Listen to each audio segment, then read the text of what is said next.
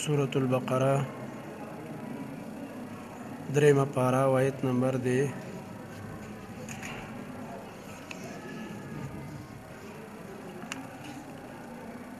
268 نمبر آیت دی 267. أعوذ بالله من الشيطان الرجيم. يا أيها الذين آمنوا أنفقوا من طيبات ما كسبتم ومما أخرجنا لكم من الأرض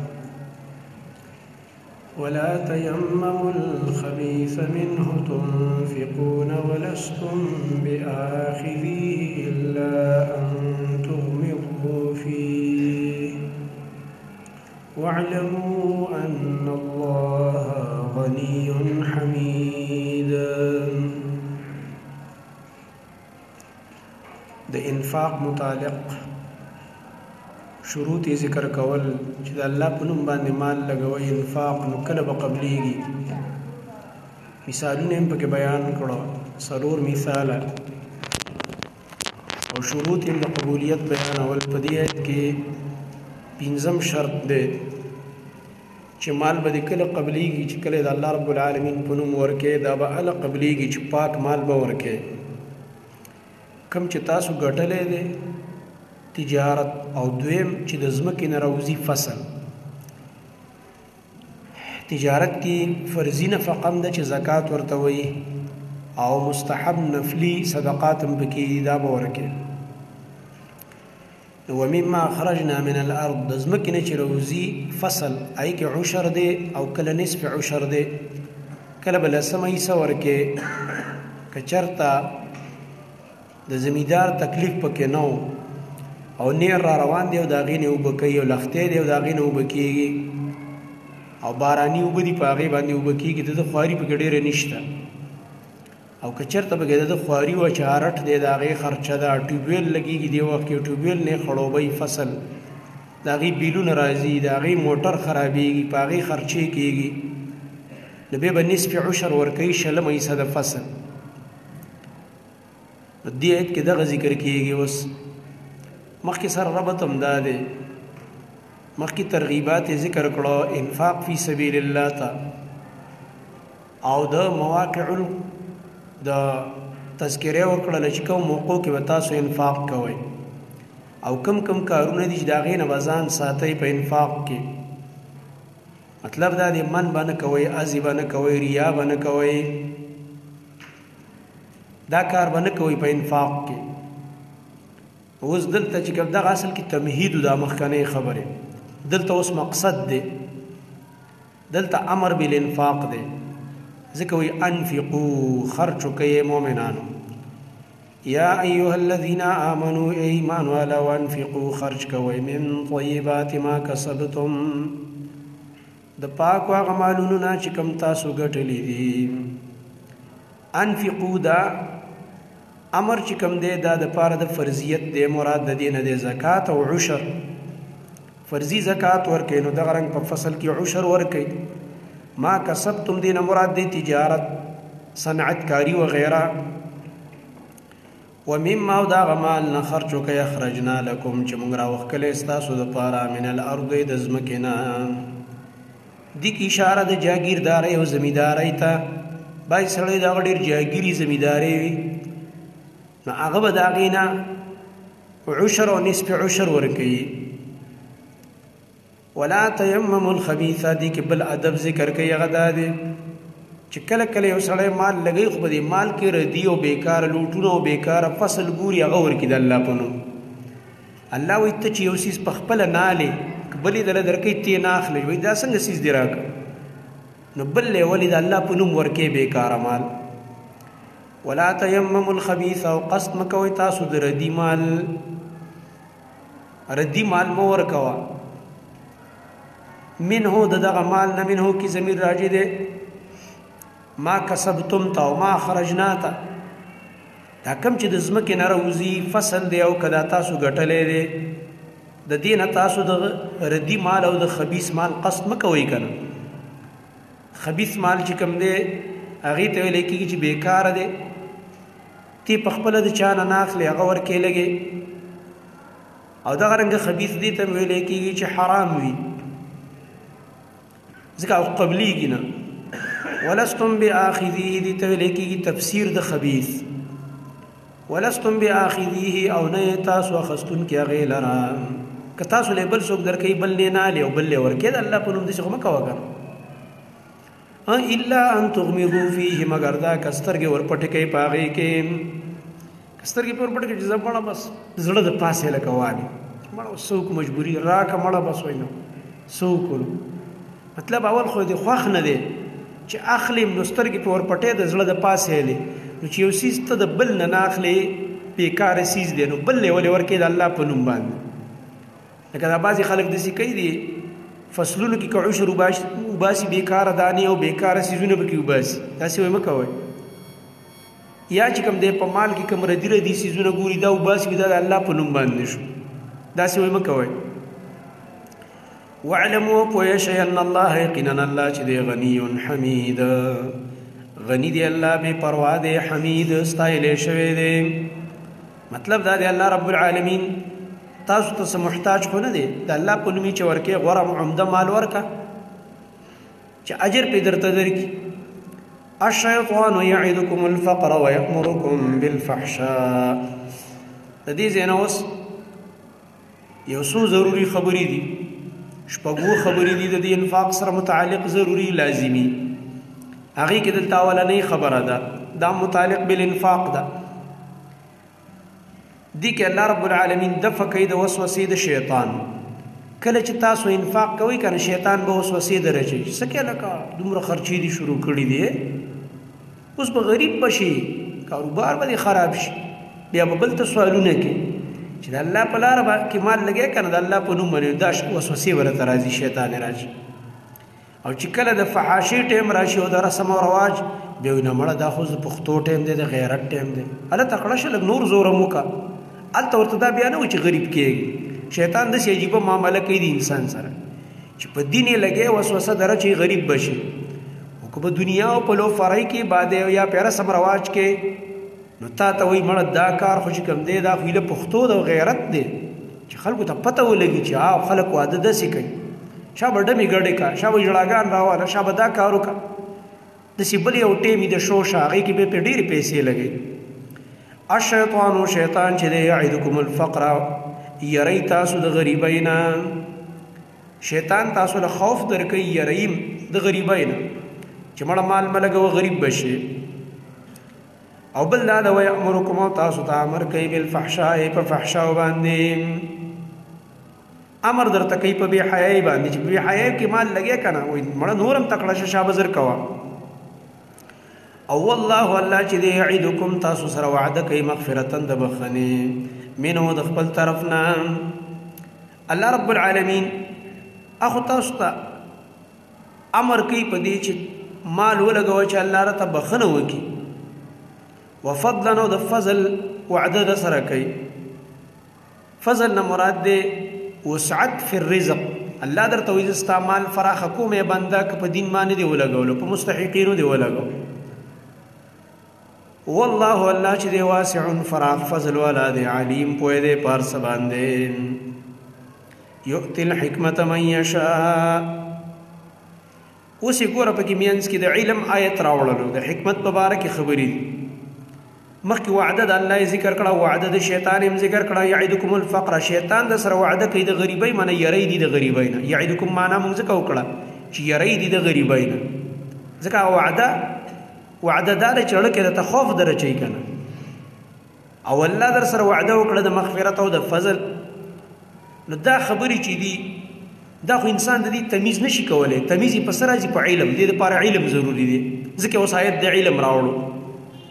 چې تا ته پته ولګي چې زما په دې اړه کې دی وخت وسوسه راغلی ده او دی وخت کې القا د خیر وشوله تمیز کیږي بالعلم یؤتی الحکمت ورکی الله تعالی پوهه د دین من یشاء او چاته چې وغواړي حکمت چې کوم دی مصدر دی د احکام نه دی احکام مضبوطوالی ته وایي دي کې معنا د اتقان پرته ده مضبوط علم ته مراد دی انسان په خپل علم کې مکلکی، په قول کې مکلکی، په عمل کې مکلکی، دې ته ویل کېږي حکمت چې الله یې چاله ورکي.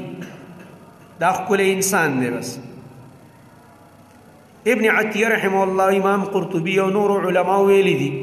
چې حکمت نه مراد دی علم د کتاب او سنت، قرآن او حدیث علم. امام قرطبي لیکلی دي فکتاب الله حکمت و سنت نبیه حکمت. د الله کتاب هم حکمت دی او سنت د نبی صلی الله علیه وسلم دا هم حکمت دی. ومن یؤت الحکمت، هغه څوک چې ورکړی شو هغه ته پوهه د دین، فقد اوتي، یقینا ورکړی شو د انسان ته خیرا کثیرا، خیر ډیر زیات. خیرا کثیرا ویل کثیرا دا نکره ده د پاره د تعظیم، تنکیر له تعظیم دی. ډیر خیر د لور کړی شو د هغې اړو اندازه نه لګېږي. الله رب العالمین ته د هغې علم دی.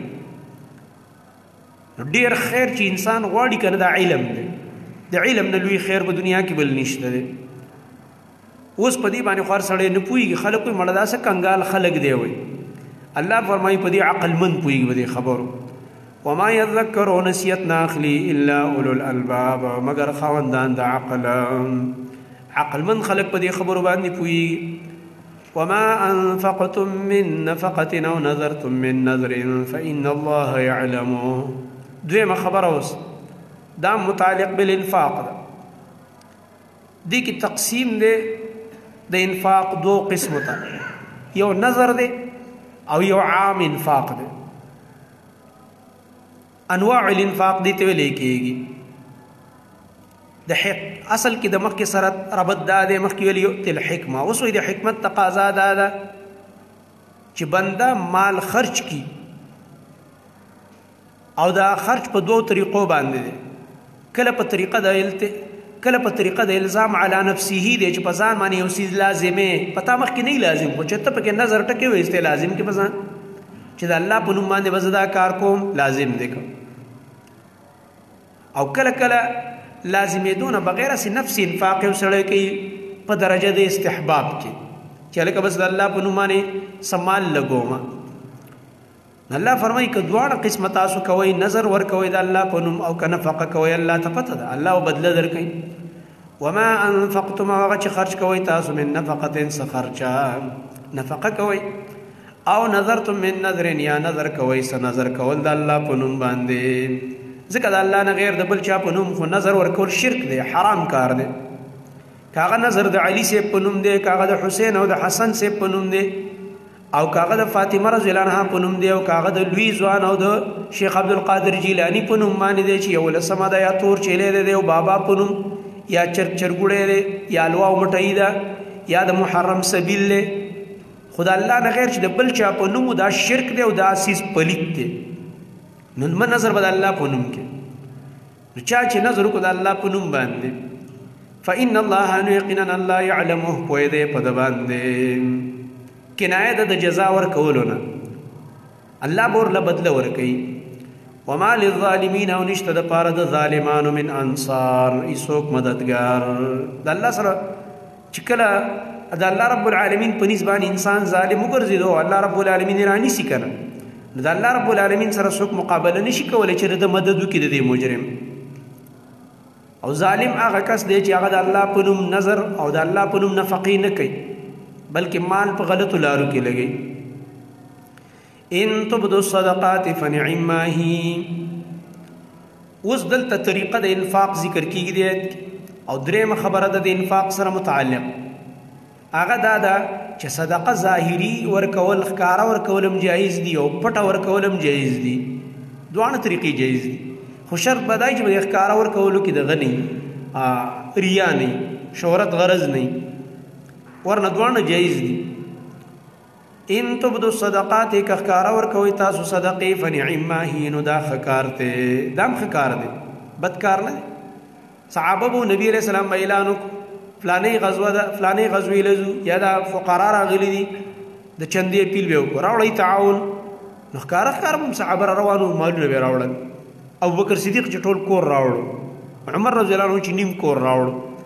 دغه رنګه عثمان رضی الله عنه مالونه ورکول. عبدالرحمن ابن عوف به اعلان وکړو په مسجد کې، ریاکاري خو یې غرض نه و، نبی علیہ السلام ورته فوراً د جنت زیری ورکړي. جنت دی واخسته په بیع عثمان ته وای. عبدالرحمن ابن عوف ته وای په دې مال لګول باندې د جنت واخستو. وعدي ورسره د الله نبی وکړي د جنت. نو که چېرته ښکاره انسان انفاق کوي شرط بدایي چې پای کې به شهرت او ریا غرض نه جایز. وإن تخفوها او که تاسو پټې ورکوئ دا صدقې وتؤتوها الفقراء او ورکوئ تاسو غریبانانو ته فهو خیر لکم نو دا به غوره ستاسو دپاره. که پټې ورکړې نو دې کې غوروالی ډېر دی. ویکفر عنکم او لرې به کړي الله ستاسو نه وبرجوي درنه من سیئاتکم ګناهونه ستاسو. صدقو سره ګناهونه معاف کېږي. حدیث کې راځي نبی کریم صلی الله علیه وسلم فرمایلی وی دا صدقه چې کوم دا چې کله یو انسان ورکي تطفئ الخطیئه دا ګناهونه چې کوم دی مړه کوي. لکه اوبه چې په اور باندې واچوي هغه اور مړ کېږي په هغې باندې. د الله رب العالمین عذاب د فکۍ د انسان نه ګناهونه پرې معاف کېږي. والله الله بما تعملون په هغه عملونو چې تاسو یې کوئ خبیر خبردار دی. ليس عليك هداهم ولكن الله يهدي من يشاء. دې کې اوس بله خبره ذکر کېږي څلورمه. دام د انفاق سره متعلق خبره ده. ابتدا د آیت کې خود دفعه ده د یو سوال. بیا ترغیب د اخلاص ته فی الصدقات لحصول الاجر. صدقاتو کې د اخلاص ترغیب ورکړی دپاره د حصول الاجر. دې کې روایت د سعید بن جبیر نه راغلی، روایت د عبدالله بن عباس رضی الله عنهما نه کوي چې نبی کریم صلی الله علیه وسلم هغه به امر کوو مؤمنانو ملګرو ته چې تاسو د خپلو مؤمنانو ملګرو باندې خرچې کوئ، دوی له مالونه ورکوئ. نو الله رب العالمین دا آیت نازل کړ. بیا نبی صلی الله علیه وسلم امر کو دا چې دی مؤمنانو له ورکوي. هر څوک چې سوالګر راځي اگر که کافر می په دې گاوند کې غیر مسلم یا غلم پکې ورکوي کاغه دا هر دین والای. ولی دې کې فائدہ دا ده مسلمان سره باسم خېګړه کې خو چې غیر مسلم دی او په محله کې او په علاقه کې اوسېږي او هغه سره خېګړه کې کله نو دا هغه د زړه رامایله کېږي دین ته کنه. د دې مسلمانانو د دې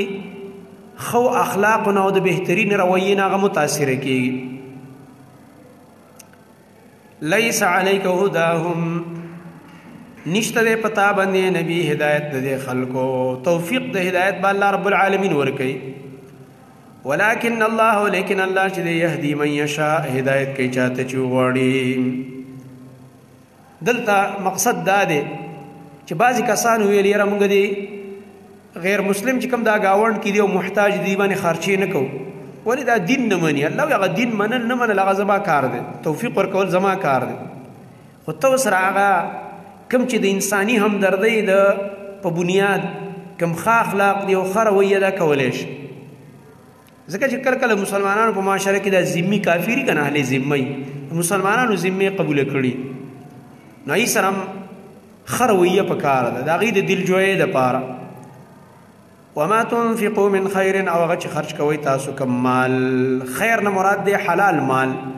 فلانفسکم نو دا ستاسو د نفسونو دپاره دی یعنې ستاسو فایده پکې ده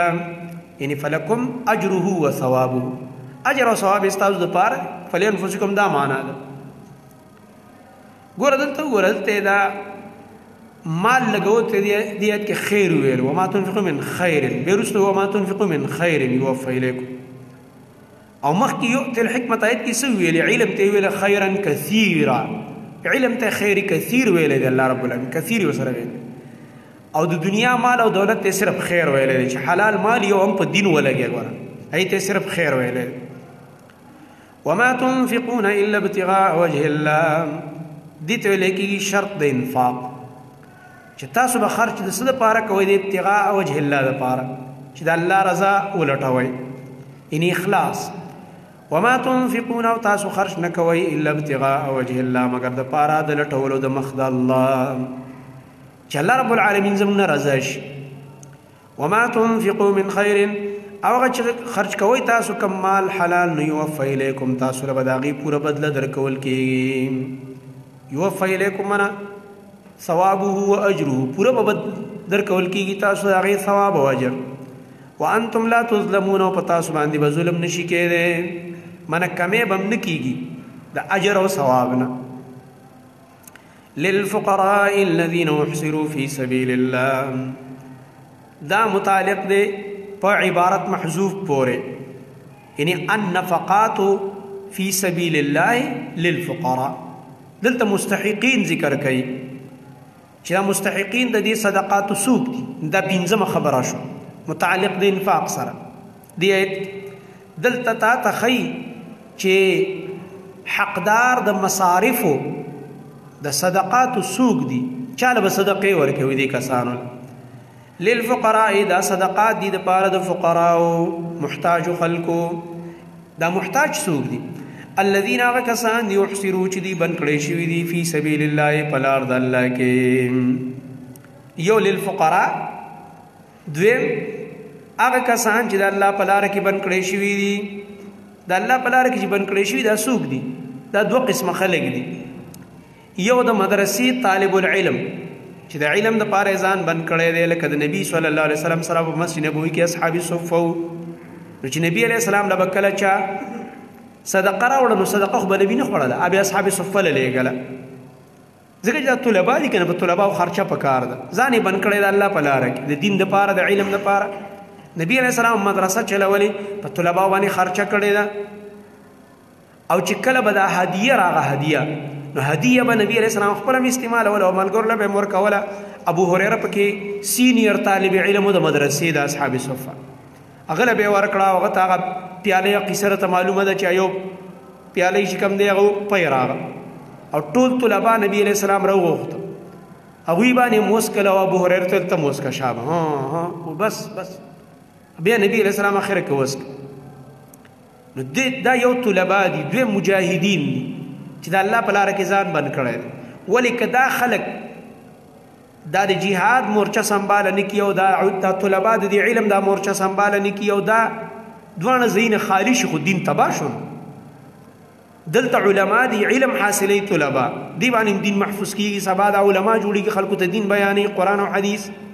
په دې د امت تربیت کیږي او دا علما به مجاهدین تیار او هغه مجاهدین راضي زما استاد دین محفوظ کوي څوکیدار دې زموږ د دین د باندې خرچه پکار ده کړه دا مستحق دي د اخراجاتو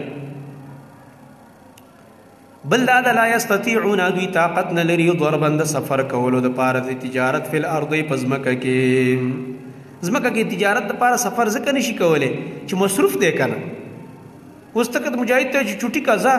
تجارت کوه طالب علم ته چټي کوه تجارت کوه طالب د دین کار څوک سنباله نو څنګه چې ته ګوره دنیا کې خپل روزگار کې کنه استاد د مارکیټ څوکیداری کې تاغله تنخواه ورکې هغه په پیسو ساتي د مارکیټ څوکیدار لا پیسې ورکې تنخواه په ځانې بوج نه مانی چې د ټول دین څوکیدار دی مجاهد نو هغه باندې څنګه خرچه نه کوي چې تعالی د الله رب العالمین د دین حفاظت کوي د کافر مخې ته ولاړ دی په هغه رعب دی کافر پتا نشي راتللی درنه بند کړی دی تمبولی دی درنه ته سره د الله لپاره دغه کوه کنه تعاون کوه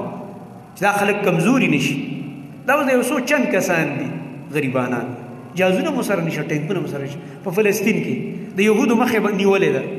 ستا څه خیال دی چې دا یو څو خړ پړ نه وي په دې دنیا کې او دې کافرو دا مخه ونه نیسي تا باندې به کمې لوبې وکړي دا کافر والله که په دې کې رحم دې کې دومره رحم نشته سخت جمع تېر شه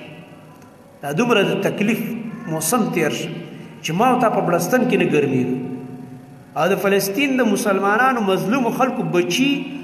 په باران کې په خټو کې پراتو په خیمو کې کم حالات تیر شو کم حالات روان دي لګي دیو جنا د خلکو سره به تعاون کې دي طاقت نه لري سفر کولو د تجارت لپاره پزمکه کې بل دا د دې شپږ صفات د کی ذکر کوي یو للفقراء دوی محسر فی سبیل الله دریم لا یستطيعون ضربا فی الارض سلورم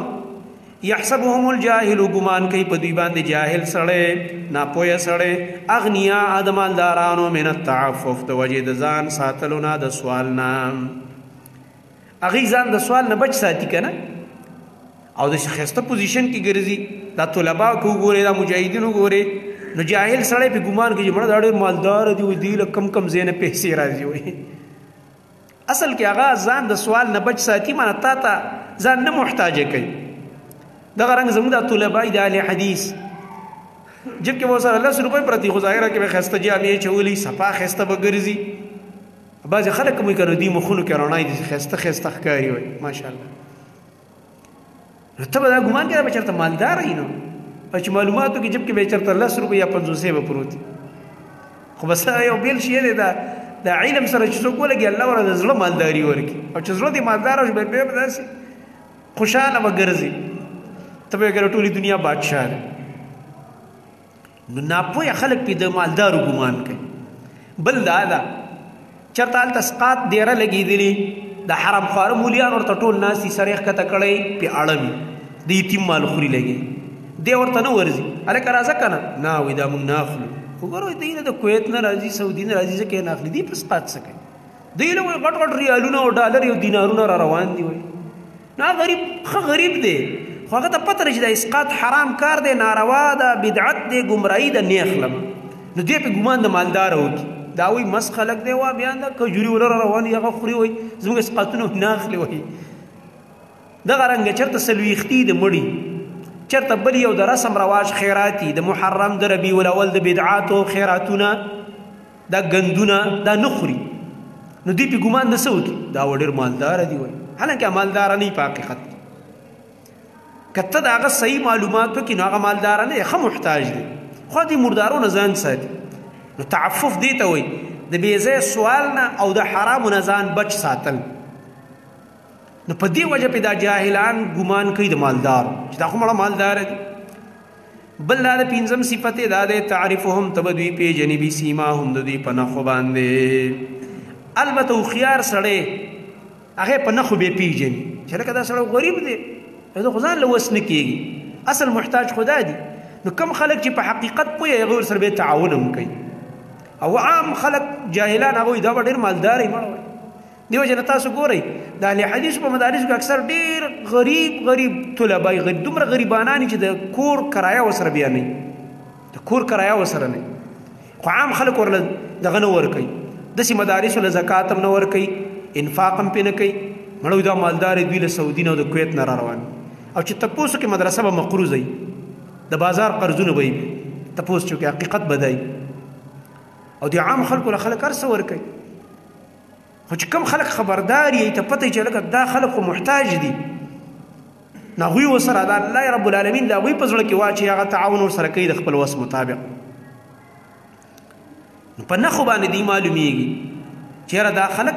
مستحق دي شپږم دا ده لا یسألون الناس دوی سوالونه نه کوي د خلکو نه الحافا بلا ضرورته بلا ضرورته چا پورې ونخلي او چمبړ شي چې راکه که نه وراکه که نه مړه وږی مه که نه خرچه نشته دی او جامې مې نشته دی او ډوډۍ مې نه ده خوړلې دا چاته نه وایي چا پورې نخلي نه نو په دې وجه باندې خلک دا خیال کوي چې ګینې دا به چېرته بس مالداره وي نو دوی بلا ضرورت تر چاره سوالونه هم نه کوي وما تنفقوا من خير او هغه چې خرج کوئ تاسو کوم حلال مال فإن الله یقینا الله به علیم په هغې باندې پوهې دی الله به بدله درکوي الذین دلته اوس شپږمه خبره چې متعلق ده د انفاق سره دې کې دی عموم الاوقات للانفاق چې انفاق هر وخت کې کېږي که شپه ده او که ورځ ده د جمعې شپه ولمه خاص کوه چې بعضې خلک صرف د جمعې په شپه باندې ډوډۍ پخه کړي او ترکاري پخه کړي نه داسې مه کوه هر وخت هره شپه الله رب العالمین قبلهی مستحقینو باندې خرچې کوه ورځې مو ورله مه خاص کوه چې دا د محرم خیرات دی دا د ربیع الاول خیرات دی دا د مړي څلوېښتي ده او دا یې کلیزه ده او دا چې کوم دی هغه د جمعې د شپې هغه شومې دي دا مه کوه بلکې هره شپه او هره ورځ د الله رب العالمین په نوم باندې مال لګوه الذين كسان ينفقون اموالهم چې خرج کوي خپل مالونه بالليل د شپې او النهار او د ورځې سرا وعلانيه په پټ او په ښکاره باندې شپې مال لګي د ورځې پټ هم لګي ښکاره هم لګي فلهم نو د دې لپاره اجرهم اجر د دوی دی عند ربهم پنځ د رب د دوی ولا خوف علیهم او نه به سیر په دوی باندې پر روانه زمانه کې ولا هم يحزنون او نه به دوی غمجن کېږي د دنیا په نعمتونو پسې ځکه د جنت مزید نو دنیا پسې څه کوي چارمان او دې آیت باندې سلف به عمل کو شپې د ورځې پټ ښکارا او په دې پټ باندې به داسې عمل کو چې هغوی به کورونه په نښه کړي وو چې یاره دې کور کې کونډه رانډه دلته یتیمانان دي دا خلک محتاج دي نو هغه زمانه کې خو دا بجلیانې نه وي نو پټ په تیاره کې به ورله سامان او هغه د هغه زمانې کوم ضروریات به ورله راوړه مخې ته به ورله کېښوده دروازه به وواله دی به ترې روان شه دی به راغه سیز به دننه د انسان به پته نه لګي دا چا راوړه موږ له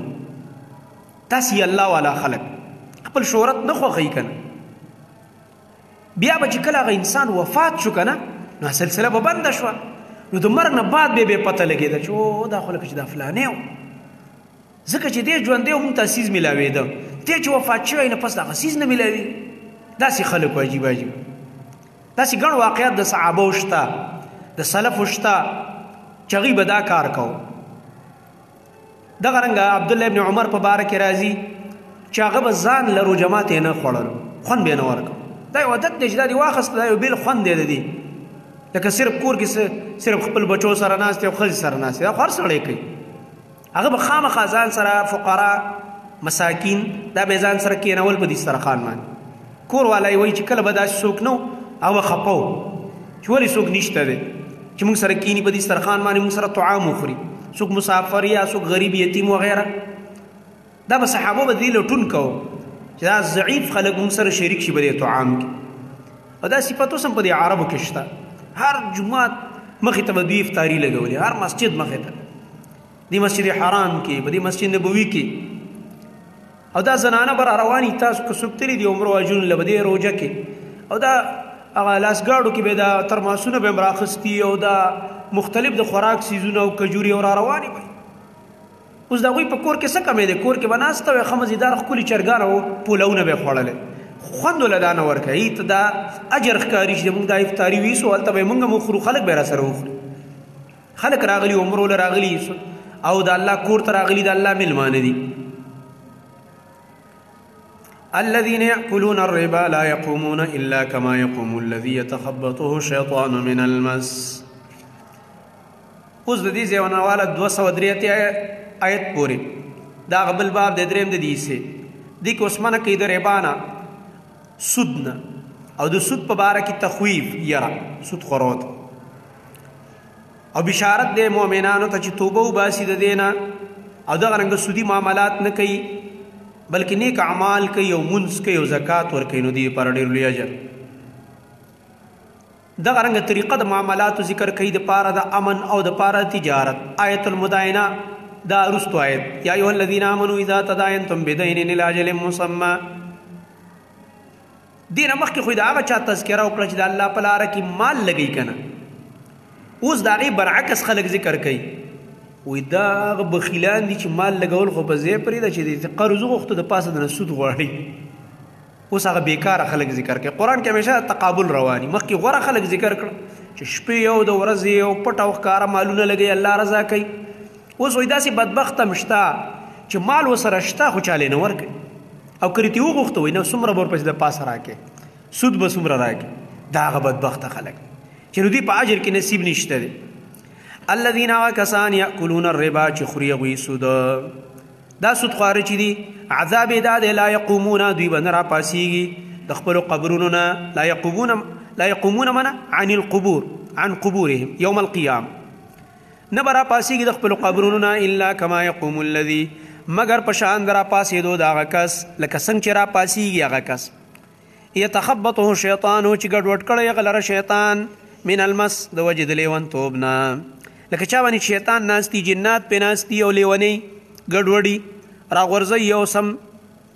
بیتولي کړی ګډوډ کړی د قیامت په ورځ به دا سودخواره د قشان ته راپاسېږي لیوني دا ولې ځکه دنیا کې دا پیسو پسې لیونی شوی نو اوس الله رب العالمین د لیونو په شان راپاسو بل دا د دې یو باطله خبره په هغې باندې رد کوي ذالک کې خو یا ضمیر راجع دی قیام مخصوص ته چې په دې خاص د لیونو په دې هیئت باندې دی را پاسیږي. دا په دې وجه چې دی وی دا کاروبار خو د سود په شان دی کنه. وی ولې ته چې دکان ته یو څیز په سل راوړې او په یو نیم سره خرڅې 50 ته ونه ګټل. الله فرمایي نه، کاروبار حلال دی، تجارت ځان دې په ستړی کړو، وخت ورکې لګي او سود حرام دی. نو دوی دا شی کوي، دا بیع او ربا یو شان ګڼي. او ذالک کې بعضې معنا کوي دا ذالک کې ضمیر راجع دی اکل الربا ته. دا سود خوړل چې کوم دي دا ولې دوی کوي؟ دا په دې وجه بیا نوم په سبب د دې چې یقینا دوی قالو دی دا خبره کوي، دی وایي دا مجرمان دا خبره کوي دا سود خواره. انما البيع یقینا دا بیع چې دا تجارت چې دی مثل الربا دا هم په شان ته د سود دی. په دې کې هم ته زیاتې پیسې اخلي، ګټه پکې. الله رب العالمین جواب کوي د دې د قول رد کوي. واحل الله البيع وحلال کړی الله تعالی بیع، تجارت الله حلال کړی. وحرم الربا وحرام کړی دی سود، چې دا خود الله رب العالمین قانون دی، اختیار الهی دی، تحلیل او تحریم.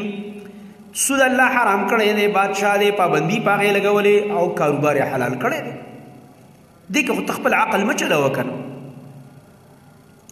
دا دلیل دی په دې باندې. ابو حیان رحمه الله فرمایي البحر المحیط کې هغه فرمایي دا دلیل دی د آیت په دې باندې چې د نص په مقابل کې با قیاس او خپل رای نه را مخامخ کې چې تخپل قیاس کې لکه دې سود خوروم قیاس ولې دا ته چې په سلو باندې 50 ګټې د پاسه نو کما واخستې څه چلو شو وینا دا د الله قانون دی. د الله په قانون کې کاروبار جایز، پای ګټه جایز او سود چې دی حرام. بس دا خدای الله قانون دی، موږ به دا منو. فمن جاءه موعظه نغسوک چاغه تراغه موعظه او نصیحت. موعظه نصیحت ور تراغه وعظ کی معنا د منع ده، مطلب د الله رب العالمین د قانون نه خبر شو دا کار خو منع دي. من ربه دا غد رب د طرفنا فانتها نو دا انسان منی شو فله ما سلف نو د پر هغه مال له چې کوم د پر هغه سړي چې مخ کې کړی دي. مطلب یې څوک چې مخ کې د جاهلیت په وخت کې یا کافرو د کفر په وخت کې هغه سود مو د خسته دی نو بس هغه مخ کې معامله ورته الله معاف کی، اوس دې منع شي او توبه دی الله رب العالمین توبه سي. دغه رنګ کمی چې خوړلې دی نو دغه واپس راایستلم په لازم نه دي، ځکه دا د پوس کې نه دي، خوراک یې کړی دی، بس توبه دی الله توبه سي. فلو ما سلب د پاره غسري چې کوم مخ کې کړی دي. وامره الى الله د معامله سپارلې شوی د الله تعالی ته. او که څوک د دې حکم د بیانېدو نه بعد هم بیرته راوګرځېد او سود حلال ګڼي د به څه حکمي وایي دا جهنمي دی، نعوذ بالله، ځکه د الله قانون نه مني. ومن عاد هغه څوک چې راوګرځېد څه معنا؟ تحلیل د ربا ته راوګرځېدې ته چې سود ځان له حلالوي او بیا هم دا معاملې کوي. فاولئک نو دا کسان اصحاب النار دا اور والا دي هم فیها خالدون دیو په دې اور کې همیشه وي، د اور د جهنم لایق دی. وایي يمحق الله الربا، دي كده الفرق بين الربا والصدقة للتحذير من الربا وللترغيب إلى الصدقة. آیت مقصد دا دے فرق بیانی پا ما بین دا سود و پا ما بین دا صدقاتو کی او یر ورکی دا ربا دا سودنا او ترغیب ورکی صدقو کولو تا. اللہ رب العالمین فرمائی دام گورا دا عقل ظاہرہ کے خلاف خبر دا واللہ ویلی دا حقیقت دے دا قشم. یمحق الله الربا ختمی اللہ تعالی سود،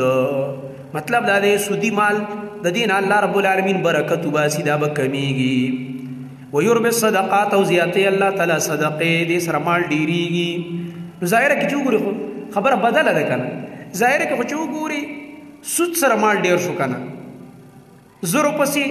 200 نور راغی تا تا پلکو پسی نور راغی او صدقو سر ظاهر کې کم شو کنه، زما په جب کې 0 روپۍ دی 200 مې چې ورکړې خو 300 پاتې شو کنه. خو الله وینا دغه سود دا به کمیږي او دا صدقه دا به ډیریږي. دا چې په ظاهر کې کم شو صدقه دا به ډیریږي، معنی دی لګو کې به الله برکت اچي دا به زیاتیږي. او دا کم سود چې په ظاهر کې ډیر ښکار شو دا به الله رب العالمین به برکت کوي، د دې برکت به ختمي، سبب د پریشانی به ګرځي. والله الله چې لا يحب كل كفار اثيم لا يحب الله مين نكي كل كفار ده هر غټ کافر سره اسیم او ګناهګار سره. کفار چاته وي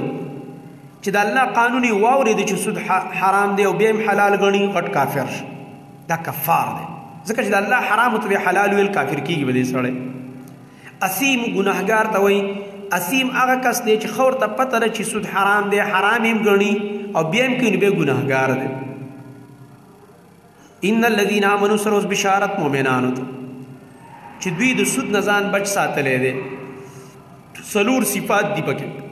ایمان، عمل صالح، منځ کول، زکات ورکول. ان الذين امنوا یقینا کسان چې ایمان راوړی دی او عملوا الصالحات او عملونه کړي د سنت مطابق، واقاموا الصلاه او پابندي کوي د مانځوات او زکات او ورکوي دوی زکات، لهم د دې لپاره اجر د دوی دی پنځ درب د دوی او نه به څه خوف په دوی او نه به دوی غمجن کیږي، جنت ته الله بوزي. یا ایها الذين امنوا اتقوا الله، دې کوم خاص خطاب دی مؤمنانو دې لپاره چې د ربا د ټولو اقسامو د سود د ټولو اقسامو نه مؤمنان ځان وساتي. مقصود پکې څه دی؟ تیزی ورکول چې دا روان حکم د الله ومني. ای ایمان والو اتقوا الله ويرګئ د الله نه وذروا پرېږدئ ما بقي من الربا، هغه چې باقي پاتې د سود د مال نه، ان کنتم مؤمنین که تاسو مؤمنان یې. څه معنا یې؟ تا مخکې د سود معامله کړې وه او چاته د سود هغه پیسې پاتې دي، اوس دې توبه ویستله او ورته پرېږده، یاره یوه سود ورپسې مه راکوه، ماله خپلې پیسې راکړه، پرېږدئ دا نو که تاسو مؤمنان یې. فإن لم تفعلوا که دا کار مو نه کړلو، دې کې تحذیر او تخویف دی. شدید تخویف یې ورکړی هغه چاته چې هغه د سود معامله نه پرېږدي. فإن لم تفعلوا که دا کار مو نه کړو، منه دا سود هم پرې نه ښودم. فعل نه مراد دلته څه دی؟ ترک دی د ما بقیه من الربا. که دا کار مو نه کوي دا د سود معامله هم پرې نه ښوده، هغه کم چې مال د سود دی هم پرې نه ښوده، نو څه چل به وشي؟ فأذنوا، نو خبر شئ تاسو، خبردار خبر شئ بیا بحرب من الله، په جنگ د طرف د الله نه او رسوله او د هغه د رسول نه. الله اکبر. تاسو سره بیا الله او رسول د جنگ اعلان کړی دی. خبر واخلئ بیا په دې د الله او د رسول د طرف نه په جنگ کولو باندې، او چې الله رب العالمین د سره په جنگ شو نو څوک به څه ښه ورځ ویني؟ اړو ښه ورځ نشي لیدلی. وان تبتم او که چېرته تاسو توبه وښکله، ترغیب دی توبې ته. فلکم رؤوس اموالکم، نو ستاسو دپاره سرونه د مالونو ستاسو دي. توبه دې د سود نه وښکله، مقه خپل مال سر واخله، بس زیات مال له چانه. لا تظلمون، تاسو به هم ظلم نه کوئ په بل باندې، ولا تظلمون، او په تاسو باندې به هم ظلم نشي کېدی د بل د طرفه. مطلب دا دی تاسو به ظلم نه کوئ، یعنې د رأس المال نه به زیات نه غواړئ، چې چاله مال ورکړی هغه ته رأس المال نه زیات مه غواړئ، دا ظلم به تاسو نه کوئ. ولا تظلمون، په تاسو باندې به هم ظلم نشي کېدی. په تاسو باندې ظلم دا دی چې یو بل کس راولګي تا وله مال ورکړی او هغه ستا هغه رأس المال هم ایسته وخوري او پیسې دله بربادي کړي، نه هغه به تاله خپل حق درکړي او ته هم خپل وغواړه. وإن كان ذو عسرة فنظرة إلى ميسرة. اوس یو بل ښایسته اخلاق، تعلیم د اخلاق حسنه. شریعت خو موږ ته په هره معامله کې د اخلاقو تعلیم راکوي که کله کله به یو سړي له ته پیسې ورکړي، هغه غریب به څه بېوسه شي، هغه نشي ادا کولی، تا ته وایي چې در کوم، هغه وخت کې اراده مې چې ورې کړم، په دې کې هغه غریب ګیر شي په نورو معاملاتو کې. نو الله رب العالمین د آیت نازل کړ، ځکه بعضې صحابو منځ کې اختلاف راغو. نو الله رب العالمین د آیت نازل کړ چې خیر دی کم کس چې غریب دی او بهانه نه کوي، یو سړی داسې هغسې بهانې کوي، پیسې به ورسره چاله به نه ورکوي. د بعضې خلکو هسې د لانجې خوښي، یو داسې دی چې حقیقت کې تا ته پته چې څه ورسره نشته. نو الله فرمایي فنظرة، دله لږ مهلت ورکړه، انتظار ورته وکړه، الی میسره، د ده اسانتیا پورې چې د باندې اساني الله راولي بیا یې ترې واخله. او حدیث کې راغلی دي هغه کسان چې الله به د عرش سوری ورکوي د قیامت په ورځ، په هغې کې یو هغه کس دی چې چا له قرض ورکړی دی او دی ورسره نرمي کوي، دته پته چې سړي سره څه نشته او نه تنګوي، داسې نرم خویه انسان به الله رب العالمین د عرش د سوري د لاندې ودروي. الله اکبر، ډېر لوی اجر دی. وإن كان ذو عسرة، وإن كان کې ضمیر راجع دی مقروض ته چې په چا قرض دی، وان کان او کچرتوی هغه کس چې قرض دی په ذو عسرت تنگ دسته دی معنی بے وسه انسان دی تکلیف کې دی فنظرة دلته مبتدا حذف د منه فالواجب نظره واجب دی پتا باندې هغه ته مهلت ورکول یا د دې خبره هغه حذف دی فنظرة منه فعليكم نظره لازم دی پتا سو باندې هغه ته مهلت ورکول پکار د چې تاسو هغه ته مهلت ورکئ الا مې سره تر داغه سانتیا پورې چغوانه سانتیا راشي مال سره راشي فراخي پی راشي اوس بعضې وخت انسان داسې چې ډېر غریبي الله وي خیر دی که په صدقه کې د ورته پرېښود ډېره به غوره وان تصدقوا دا که چېرته تاسو خیراتي ورته پرېږدئ دغه مال صدقه وله ورکئ خیر لکم دا به غوره ستاسو دپاره ان کنتم تعلمون که چېرته تاسو پوهېږئ کعب بن مالک رضی الله عنه عبدالله بن ابي حضرت د دواړو لانجه راغله عبدالله بن ابي حضرت او د دې کعب بن مالک رضی الله عنه خپل منځ کې خبرې ګرمې شولې ځکه په عبدالله بن ابي حضرت باندې قرض و نو په مسجد کې دې مطالبه شروع کړه جومات کې راونی چا به پیسې راکړه او لیټې دې کړې دا دې خامخا به خبرې تیزی شي اواز اوچت شي نبی صلی الله علیه وسلم کور کې تشریف فرماو به د مسجد او د حجرې یو دیوالو روتو بهر د الله نبی صلی الله علیه وسلم څه چل دی وایي د باندې مې قرض دی پیسې هغه ته ویلې ولې هلکه پیسې ولې ورکړې وایي وس مې نه کېږي نو څه وکړم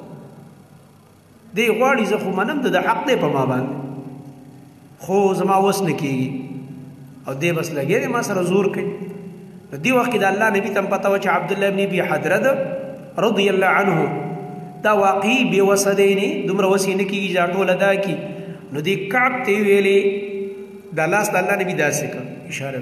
چې خیر دی نیم کې واخله دا نیم ورته معاف کړئ دا نیم صدقه شوه ستا طرف نو هغه ویلې د الله نبي دا کار ما وکړل تابعدار خلکو صحابه بلکل نیم دی راکړي نو دې وخت کې نبي صلی الله علیه وسلم هغه ته وایي قم اوس پاسېږه شابه او د ده دا نیم مالو صدا کړه د دې لپاره منډه ترړه ورله ووهه نور یې مه لیټ کوه نو که انسان راولګي صدقې کې یا نیم مال یا سیسه نو دا به غوره یا ټول ورته صدقه کړي چې لکه سړی بیخي دیوالیه دی بیا ورته ټول صدقه کړي ان کنتم تعلمون که تاسو پوهېږئ نو دا کار ډېر غوره دی واتقو تخویف اخروي دی واتقو یریږئ یوما د هغه ورځې نه ترجعون فیه الی الله چې تاسو به په هغې کې واپس کېږئ د الله طرف ته الله طرف ته به ورګرځئ قیامت ورځ را روانه ده ثم توفى بیا به پوره ورکول کېږي کلو نفس هر نفس ته ما کسبت بدله د هغه عمل چې کوم دی نفس کړی وي وهم لا یظلمون او په دې باندې به ظلم نشي کېدی الله رب العالمین به هر چاته د هغه د اعمالو بدله ورکوي چې کوم عمل یې د نیکۍ کړی یا ایها الذین آمنوا اذا تداینتم بدین الی اجل مسمى فاکتبوه مخکې ویلي سودي معاملات مه کوئ بیا یې ویلي یو بل سره چې معامله کوئ احسان وکئ اوس یو بله طریقه ښایي چې تجارت کوئ او د قرض معاملې نو لیکل وکئ که نه دا ښایسته آیت دی او د معاملو په باره کې ناشنا احکام دي پکې او دا چې کوم دی په داسې طریقه باندې د احکام ذکر کړي دي که دې طریقه باندې عمل وکړئ چې د خلکو منځ کې به لانجې نه راځي الله رب العالمین فرمایي کله چې ای ایمان والا او تاسو یو معامله کوئ کنه د قرض چاله مال ورکې او په قرض ورکې او نیټه پکې مقرري نو دا ولیکئ د دې لیکلو کې بیع السلم صورت چې کوم دی کیل به معلومي وزن به معلومي نیټه به معلومي اجل او بیع به معلومي سیز به معلومي چې کوم سیز به اخلي دا ولیکئ ګرځي دا سیز ما دی فلاني له ورکړلو په دومره پیسو باندې او دومره وخت بعد به دې مال بیا دا پیسې ادا کوي دا معامله ولیکئ دا لیکل چې ډېر ضروری دي د دې متعلق احکام راوړي تقریبا 15 احکام علماو صرف د دې یو آیت نه راوښکلي ډېر ښکلي احکام دي په باره د معاملاتو کې یا ایها الذین آمنوا ایمان والاو اذا تداینتم کله چې تاسو معامله د قرض کوئ تداینتم تاسو یو بل سره معامله کوئ بدین په قرضو تداینتم کې خو د دین معنا وا په قرض معامله کوئ خو بدینین د تاکید دپاره راوړو الى اجل مسمى تر یو نیټه مقرره پورې فکتبوه نو دا ولیکئ تاسو دا معامله ولیکئ رجسٹر ته وخېجوه کاته درج کا اوس یو منشي دی لیکلو کې کاتب ورته په عربی کې وليكتب بينكم ولكل دیو کې تاسو مینس کې کاتب یو لیکون کې بالعدل په انصاف باندې یو لیکون کې دی راشي په انصاف باندې لیکلو کې انصاف دار چې نه دی ستا د طرف نه زیاته کوي نه دا غبل د طرف نه بس د انصاف والا کاته دی ولي کې کوم معاملې دا غشان دي کې دلیل لې پدی چې کله تا باندې چا لیکل کول غلط نه به کوي بعض خلک بیلونه جوړی کنه غلط جوړی کنه الکه وی بیل دومره دی خو ته دومره ولیکه دا شي کوي خلک کنه د دکانداران ته خبره دي سرکاري کاتو کې دا راځي دفتر کې به یو خرچه شوی سرکاري افسر ورته وایي چې خرچه شوی د یاډو شوی نه د شاو بیل جوړ کا اکاونټنټ چې کم ناستي غریب بس مجبور دی نه او انکار ته وکا یو بیا به سسپند کیو بیا به زما بدلی بل ځای ته تستا بدلی وکړي خو دې ګناه کې مشري کېږي الله امر کړی دی چې لیکون کې اکاونټنټ چې کم لیکل کوي قاتل لیکي دا په انصاف لیکل کوي سره د افسر د پارزان ګناهګار او سره د دکان د مالک د پارزان ګناهګار او سره د یو گاګ د پارزان ګناهګار چې گاګ د کوئی پرچا شابه داسي جوړه کا داسي خو تا مال را کو پسل خو دې کې 120 ولي کا شابه ولې چې دا بیل زبیا مخ کې وخه مجدا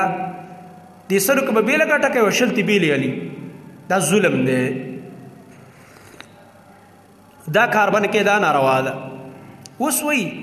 دا معاملې لیکل دې سره خو د دوه مسلمانانو روغ راځي کنه یو کس دی او دا لیکل کولای شي نه غي انکار نه کوي د لیکلونه ولا يأبى كاتب او لیکل ولا يأبى انکار دي نه کوي کاتب لیکون کې ان یكتب د لیکلونه کما علمه الله لکه څنګه چې الله د ته خود نه کړی دا کاف تعلیلی چې معنا ده لکه څنګه چې الله د ته خود نه کړی دا وجدا د چې د الله تعلیم ورکړی د لیکلو نو د لیکل نه انکار نه کوي کنه چې نه لیکم معاملہ منشي دی هغه چې بس معاملې نه لیکم تاسو د سیمه کا ولي کور له معاملہ لیکلو کا فليكتب نو لیکل دی وکي دا کاتب دی لیکل وکي وليملل الذي املا دی وی بیان دی وکي هغه سره عليه الحق او چې باغ باندې حق دی او قرض دی ګور بیان به کاتب څوک کوي چاله چې مال ورکړ شو په چا قرض دی به بیان کوي الکه ولي کا مال دومره مال لا کو دی سړی په ما دومره قرض دی ولي کا کاته دا کسب بیان کوي چې په چا قرض دی اوس دی کس ته وجدا بیان کوي او کاتبی لیکي دی بیان والا تعالی وی د الله نه ویریږي ګوره سکمه ونکین نقصان ونکین چې مال دیال ته ډیره خسته او تل لګ لیکي دام بازي خلق کوي ګوره دام دا کار خلق کوي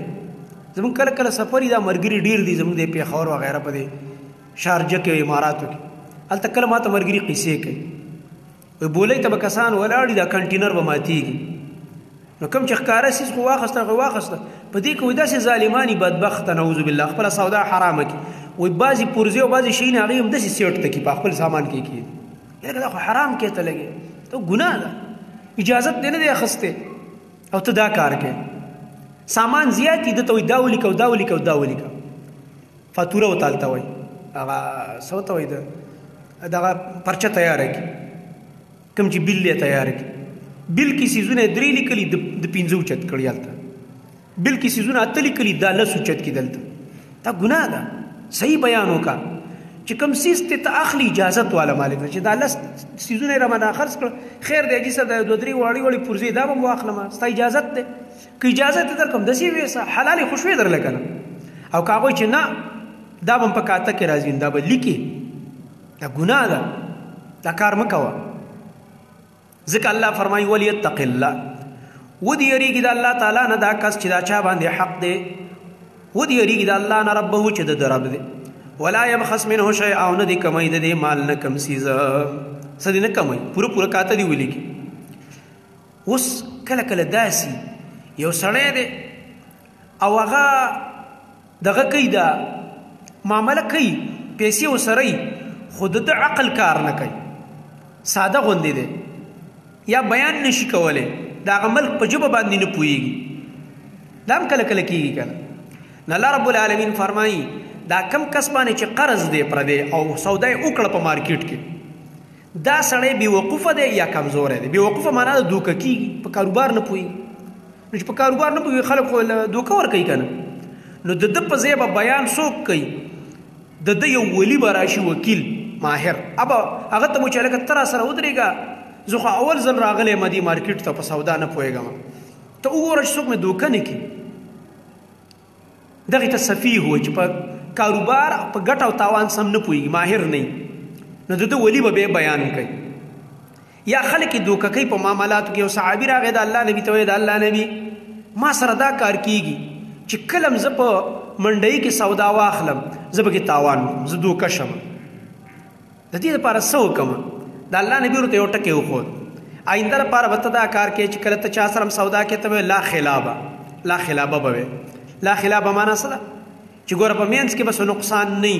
دوکه به پکې نه وي فراډ به پکې نه وي څه خبره به پکې پټه نه وي. ګوره که څه قسمه نقصان راووتو سودا کې واپس کوم به نو چې ته دا ټکی وې دا شرط دی ورسره مخکې نه لګولی نو ستا به سودا واپس کول جایز دي. ته به بیا خپله سودا واپس کړي نو ته به بیا نه دوکه کېږي. دا کار کوه شرط لګوه شرط هم لګول جایز دي. ځکه د الله نبي فرمایي که نه چې بیعان چې کله دوه کسه بیعه کوي دا په خیار باندې دي څو پورې جدا شوي نه معلم یتفرقا. چې اوس مثلا زه په تا یو څیز در خرڅوم ښه عقلمند دی یو څیز دې واخیستو ما در خرڅ کړو دواړه جوړ شو بس ما پیسې واخېستې تا څیز چې جدا شو بس سودا ستا شو پیسې زما شو دا نه واپس کېږي. خو چې کله شرط ولګېده چې لکه ګوره زه به دا څیز چې کوم که دا صحیح او کوم چې زه غواړم او د بازار مطابق اخلم به کني واپس کوم به نو بیا واپس کول جایز دی بیا به واپس کې. شرط چې کوم دی ولګېږي جایز شرط دا چې کوم دی لګېدی شي. نو اوس دغه ذکر کوي فإن كان الذي دې ته ویل کېږي اعذار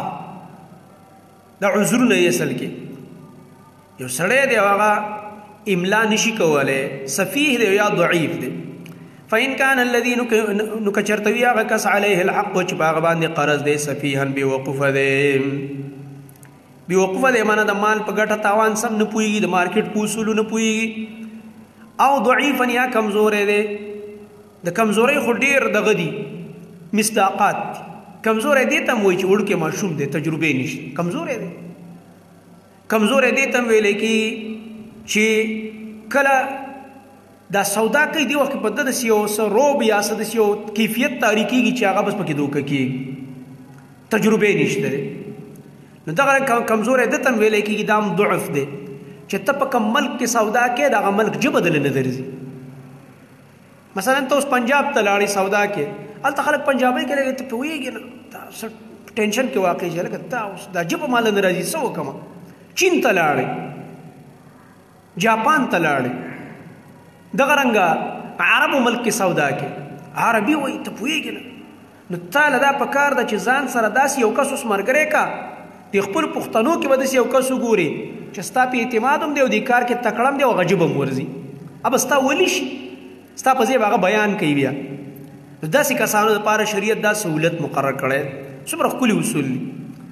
او لا یستطیعو یا دا سړی طاقت نه لري ان یملا چې دی بیان وکړي هو په خپله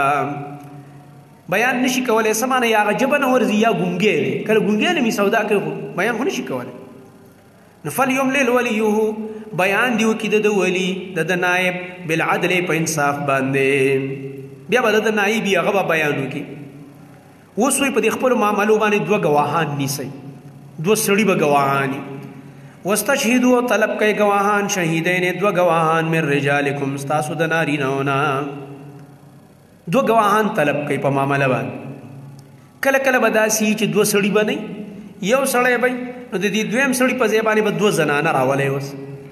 د یو سړي په ځای دوه زنانه قایم مقام مقرر کړي. فإن لم یکونا رجلین پس که چېرته نه وي دوه سړي نشته دی نو دا مبتدا ده او خبرې حذف دی منه یشهدون فرجل یشهد رجل وامرأتان دا معنا ده بیا به ګواهي وکړي یو سړی او دوه زنانه دی به بیا ګواهي وکړي.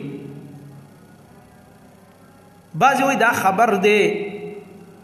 او د دې مبتدا حذف د منه فالشاهد رجل وامرأتان بیا به شاهد څوک شي یو به سړی شاهد شي او دوه به زنانه شي ای به شهادت وکړي دغه دویم سړي په ځای باندې به دوه زنانه راشي ممن د هغه چا نه ترضونه چې تاسو یې خوښوئ من الشهداء د ګواهانو نه څنګه یې خوښوئ منه دینداره خلک دي رښتوني خلک دي ګوام غوره ګواه په کار دی که نه دروغجن نه دی په کار اوس الله رب العالمین فرمایي چې د دې یو سړي په ځای ولې دوه زنانه شوي کافر خو څه وایي وګوره که نه دې سړي ته وایي داسې اوچته مرتبه میلاوه ده او د یو سړي په مقابل کې دوه زنانه دغه کړي مقرر کړي دا خو سپک نظر دی موږ ته نه پوهېږي دا چې چا پیدا کړي هغه ته پته ده هغه خالق ده هغه فایده وله وایي چې دا دوه زنانه ولې د دې بل دویم سړي په ځای باندې مقررې دي ان تضل که چرته یې رولو کې احداهما یو د دې دواړو زنانو نه دا خبره تېره شي فتذکر احداهما الاخرى نو یاداش به ورکړي دا یوه زنانه د دې دواړو نه دې بلې ملګرې ته وګوره که نه څومره ښایسته قانون شو دا خو سهولت دی دا خو اسانتیا کړې زنانه سره ځکه چې اوس یو سړی وی او د دې دویم سړي په ځای هم یوه ښځه وی نو یوه زنانه چې په معامله کې راشي او ګواهي کې روب پرې راځي کله چې خبره یېره شي ګډه وډه شي کمزورې ده په نسبت د سړي که نه نو دا یې دوه کړي دي دا یو زنانه په دې بله ډاډی بلکې خبره تېرېږي نو دا بله به ور یادوي چې خور یې داسې داسې خبره وکړه ښه ما ته رایاد شو بیا به چې ښه رایاد شو راته نو دا خو سره شریعت احسان کړی دی ښېګړه یې ورسره کړې ده اوس الله رب العالمین یو بله خبره ذکر کوي کله کله یو سړی په یو معامله کې ګواهي کله چې معامله کې دی پکې څه ګواهي بیا سبا د معامله کې لانجه راشي چې لانجه راشي نو دا لانجه په څه ختمیږي د ګواه په ګواهۍ او دې ګواهۍ له نه راځي دا هم ګناه ده نه الله رب العالمین امر کوي چې کله ګواه ته وویلی شي چې راشه لکه د دې دوه کسانو معامله ده او دا ستا په مخ کې شوې وه ته پکې ګواه وې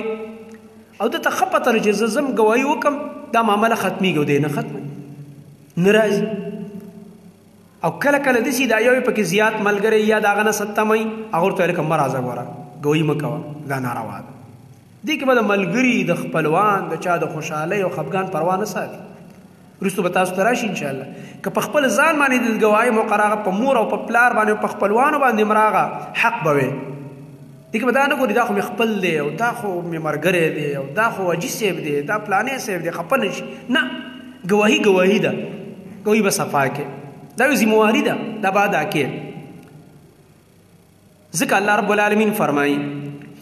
ولا يأبى الشهداء او انکار دي نه کوي ګواهان اذا ما دعوا کله چې دوی راوغوښتلی شي دې معاملې ته اوس یو بله خبر الله ذکر کوي چې ګوره د معاملاتو په لیکلو کې کوتاهي مه کوئ چې زه مړه خیر دی دا خو څه دومره غټه خبره نه ده زه خو تا پیژنم که نه هلکه یو بل پیژني او لانجه پکې راشي یو وی هلکه دومره لکه وي بل وي نه دومره نه وي دومره وي بیا وایي چې کاشکې لیکلی یم ښه سړی به بس انسان باندې خو نسیان راځي که نه ښه سړی یو نسیان پرې راشي دې ملګري به وله ورکړي 10 لکه او دی به 10 لکه خو دې نه دي راکړي تا خو ماله 15 لکه راکړی تا خو ماله 8 لکه راکړی نو په کار ده چې دی لیکلی وی اوس به دا لانجه نه وي او هغه نه مې یېره شي خبره یا کله بعضې سړی هغه د حلال و حرامو تمیز نه کړي منکر شي نو دا کاروی مه کوئ ناراستی پکې مه کوئ ولا تسأموا سستی مه کوئ ان تکتبوه د دې نه چې ولیکئ تاسو دا معامله د معاملې د لیکلو نه سستی مه کوئ صغیرا که وړی او کبیرا او که لوی الی اجله تر خپلې نیټې پورې ذالکم اقسط عند الله دا قانون چې تاسو ته ذکر شو دا ډېر انصاف والا دی د الله په نیز واقوم او ډېر ښه یادونکی دی لشهادت ګواهۍ لره وادنا او ډېر نږدې دی دې ته الله ترتابو چې تاسو به شک نه کوئ په خپله معامله کې څومره فایدې شوه دا ډېر ښایسته قانون دی که اوس وایي یو معامله لاس په لاس ده نو لاس په لاس معامله که هم نه لیکي نو لانجه خو داسې نه جوړېږي ما تاله پیسې درکړو تا سودا راکړه داسې خو چې د هر کس کاته لیکي نو دوکاندار به ټولو لیکلو ته ناست بیا به سودا نه شي خرڅولی لاس په لاس والا خیر دی که ونه لیکلی شي که ګناهګار نه یې اگر چې بعضې خلک صرف د خپل ریکارډ دپاره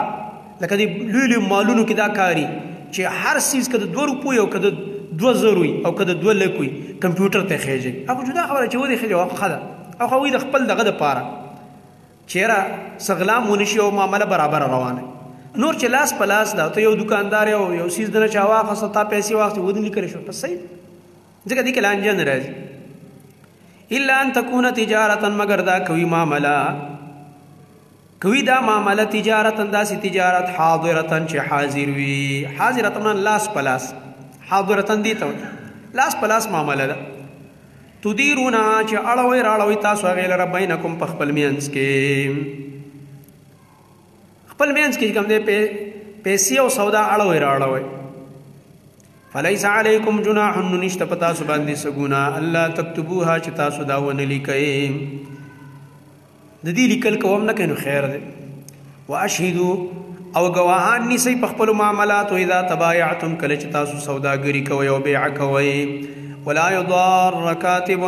او ضرر بنور کول کیږي کاتب تا منشی تا لیکون کیتا ولا شهید نو نه گواتا بعض خلک د سیم کوي یو کس بتاله معامله خ صحیح لیکلی چې معاملې خبر راشي دی هغه ته کنځلې کوي ردی بدی بیزتی او غلط دی لیکلی او د سې خ صحیح لیکلی ټول خلک په مارکیټ کې ملامت کوي چې لکه اوسه پوری دا سړی کم لیکل کوي صحیح لیکل کوي بل دا بیان خورته تا ویلې کنه لیکلې دی گواه بنر دا کاتب بنر رټیو نه بګوا رټي چکل صحیح گواہی کوي دل بازار نه ور کول کیږي وان تفعلوا كذا کار مکړو فانه فسوق بكم یقینا دا کار چې کوم دی لوی ګناه ده پتا سو پورین خطه ده واتقوا الله ويرګي دا الله نه ويعلمكم الله خودنه کوي تاسو ته الله تعالی دا خسته احکام دي تعلیم تاسو له الله درکې والله الله بكل شيء عليم پارسیز باندې پوهه ده وإن كنتم على سفر ولم تجدوا كاتبا فرهان مقبوضا اوس دلته دا ما قبل آیت په مضمون باندې عطف دی د آیت وإن كنتم سره مخکې خو چې کوم دی ذکر د بیع المؤجل بالکتاب والاشهاد هغه بیع مؤجله وه چې نیټه پکې وه الی اجل مسمى ویلی کنه نو د هغې لیکل او تذکره وکړه او په هغې باندې د ګواهانو نیولو تذکره وکړه اوس څه شی دی اوس د البیع المؤجل بالرهن هغه بیع مؤجله چې په رهن سره بیع مؤجله د ګاڼې په صورت کې ده د دې تذکره کوي الله رب العالمین د دې تذکره کوي او مؤجل بالامانه ده د دې تذکره اوس کوي الله رب العالمین فرمایي وان کنتم علی سفر او کچرته تاسو په سفر باندې ولم تجدوا کاتبا او تاسو نه مونږ کوي او کاتب لیکون کې تاسو چې کوم دی په سفر وتی یو معامله وکړه او کاتب نشته چې معامله ولیکي دکاندار درله سودا درکړه او تور ته په ما باندې قرض شو لیکون کې نشته نو تور سره یو سیز په غاڼه کې کېده لکه نبی صلی الله علیه وسلم دا يهودي نور بشر راوړي کنه خپل وفات نه مخکې او نبی صلی الله علیه وسلم سره خپل صغره په غاڼه کې کېښوده چې دا به تاسو سره بیا به د غاڼې نه فایده نه اخلي او تاسو سره امانت په تور پرته وي فرهان مقبوضه نو جایز ده چې تاسو واخلئ هغه غاڼه قبض کړی شوی دا به جایز ده فرهان مقبوضه فرهان دا مبتدا ده او خبر حذف دی معنی فرهان تکفی به پکې غاڼه کافی ده چې قبض کړی شوی ان تی دی بل کسلا پورا په قبض کې ورکه یا فعل حذف دی معنی فتکفی عن ذلك رهان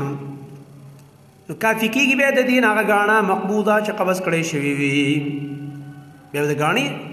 په صورت کې سودا او معامله وشي اوس بل یو قسم بیع ذکر کوي دا دریم قسم شو فإن أمن بعضكم پس که چرته په امنو بعض استاسو بعضا د بعضونه دا په وخت د بیع مؤجل کې دا حکم دی بیع کېږي او پای کې نیټه کېښودی شوې ده فلیؤدي الذي یعنې په یو بل اعتماد دی یو بل نه په امن دي هلکه دا روغ سړی خلک وایي په مارکیټ کې دا روغ سړی دی فلیؤدي الذي نو ادا دي کې هغه کس اؤتمنا چې په هغه باندې فلیؤدي الذي اؤتمنا ادا دي کې هغه سړی چې په ده باندې اعتماد کړی شوی دی تا باندې اعتماد وکړی شو څه دی ادا کې امانته خپل حق چې کوم د باندې حق دی هغه ادا که کوم قرض یې باندې هغه ادا که وليتق الله او دې د الله نه ویریږي ربه چې د رب دی خپل الله نه دی ویریږي ولا تکتموا الشهاده وم پټوي تاسو گواہی کله چې گواہی راشي معاملہ به پټوي نه بیانوي به کچا پټ کړه څنګه چل به وزړی ګناهګار دی ځکه گواہی د نظر کې د علم د نظر کې دی ومن یکتمها او چا چې دا گواہی پټ کړه فإنه آثم قلبه نو یقینا ګناهګار دی د زړه والله الله بما تعملون فعملون چې تاسو کوي علیم پوهه دی لله ما فی السماوات وما فی الارض دې ځن اخر د صورت پورې اوس مقاصد اربعه داغي عاده کوي لګي په دې سوره بقره کې مقاصد اربعه بیانېدل چې هغه توحید او رسالت او جهاد او انفاق هغه خبرې بیرته را معاد کوي اوس لله ما فی السماوات دا توحید دی لله خاص د الله اختیار کې هغه څه دي چې په اسمانونو کې دي او هغه څه چې په ځمکه کې دي وان تبدو او ښکارا کوي تاسو ما غصفی انفسکم چې تاسو په نفسونو کې دی او تخفوه یا ځان سره پټ ساتئ په زړه کې یحاسبکم به الله نو حساب بکې تاسو سره پاغه باندې الله تعالی ما فی انفسکم کې عقیده مراد دي اراده مراد دي نیتونه مراد زړه کې چې کوم خبرې دي الله په خبر ده الله په حساب کوي تاسو سره فیغفرون الله ببخنه کوي لمن یشاء او چاته چې غواړي او يعذب من یشاء او عذاب ورکوي الله چاته چې غواړي والله الله چې دی علی کل شیء قدیر پارسیز باندې قدرت لرونکی دی کله کله په دې ځل کې خدا غم راضی کنه ما فی انفسکم کله کله ګناه دي وسوسه راضی کنه په وسوسه خو نیول نشته په صحابه ډیر زور ورکوي خو خبره کې ډیر خبره راضی تا بسنګ الله موږ سره حساب پدې کوي الله رب العالمین به ورپسې ارستو ایت راولي ولا یکلف الله نفسا الا وسعها به صحابه بیرته خوشاله شو نه بس کم سي چې ستا په وس کې دی پاغي باندې به الله رانیسي د وس مطابق ته مکلف یو سي ستا وس کې نه دی پاغي باندې تعالی رب العالمین نه رانیسي او به ورپسې ارستو دعا راولي غلا چې لا تؤاخذنا ان نسينا واخطانا په هیر رانه یو کارو شي په خطا یو شي الله موږ معاف کا دعاګانې الله رب العالمین را نازل کړې مؤمنانو لپاره آمن الرسول دی آیت کو صدق دی رسول الله صلی الله علیه وسلم او تصدیق دی د ټول صورت او دا غنګ د قران کریم په دی کې رسول الله صلی الله علیه وسلم او د صحابه د ټول مؤمنانو طرفنا آمن الرسول ایمان راوړی رسول الله صلی الله علیه وسلم بما پاک کتاب باندې انزل الیه چې نازل کړی شوی دی دته من ربه د رب د طرف نو المؤمنون او مؤمنانو قران چې نازل د مؤمنان څوک ها صحابه کرام رضی الله عنهم الله رب العالمین ورلا سند ورکړو سرټیفیکیټ ورکړو د المؤمنون او کافران ناس دي په امریکا کې او هغه سوي ويرا مونږ ته دي څوک د ابوبکر ایمان ثابت کی نعوذ بالله مونږ ته څوک د عمر ایمان ثابت کی نعوذ بالله ثابت نه هغه قرآن کریم ورله سرټیفیکیټ ورکړي تا ته اړو ثابتولو ضرورت نشته ته په خپل کافر نو یو سړی چې د ابوبکر صدیق ایمان نه مني هغه ته کافر وي دا هغه کافر دی چې په ټوله دنیا کې دغه غټ کافر شته دی نه والله چې یو مسلمان د ته کافر وي چې غیرت پکې او ایمان پکې چې چا که مسلمان به دته وي چې چا دته کافر ونه ویلو دام کافر دی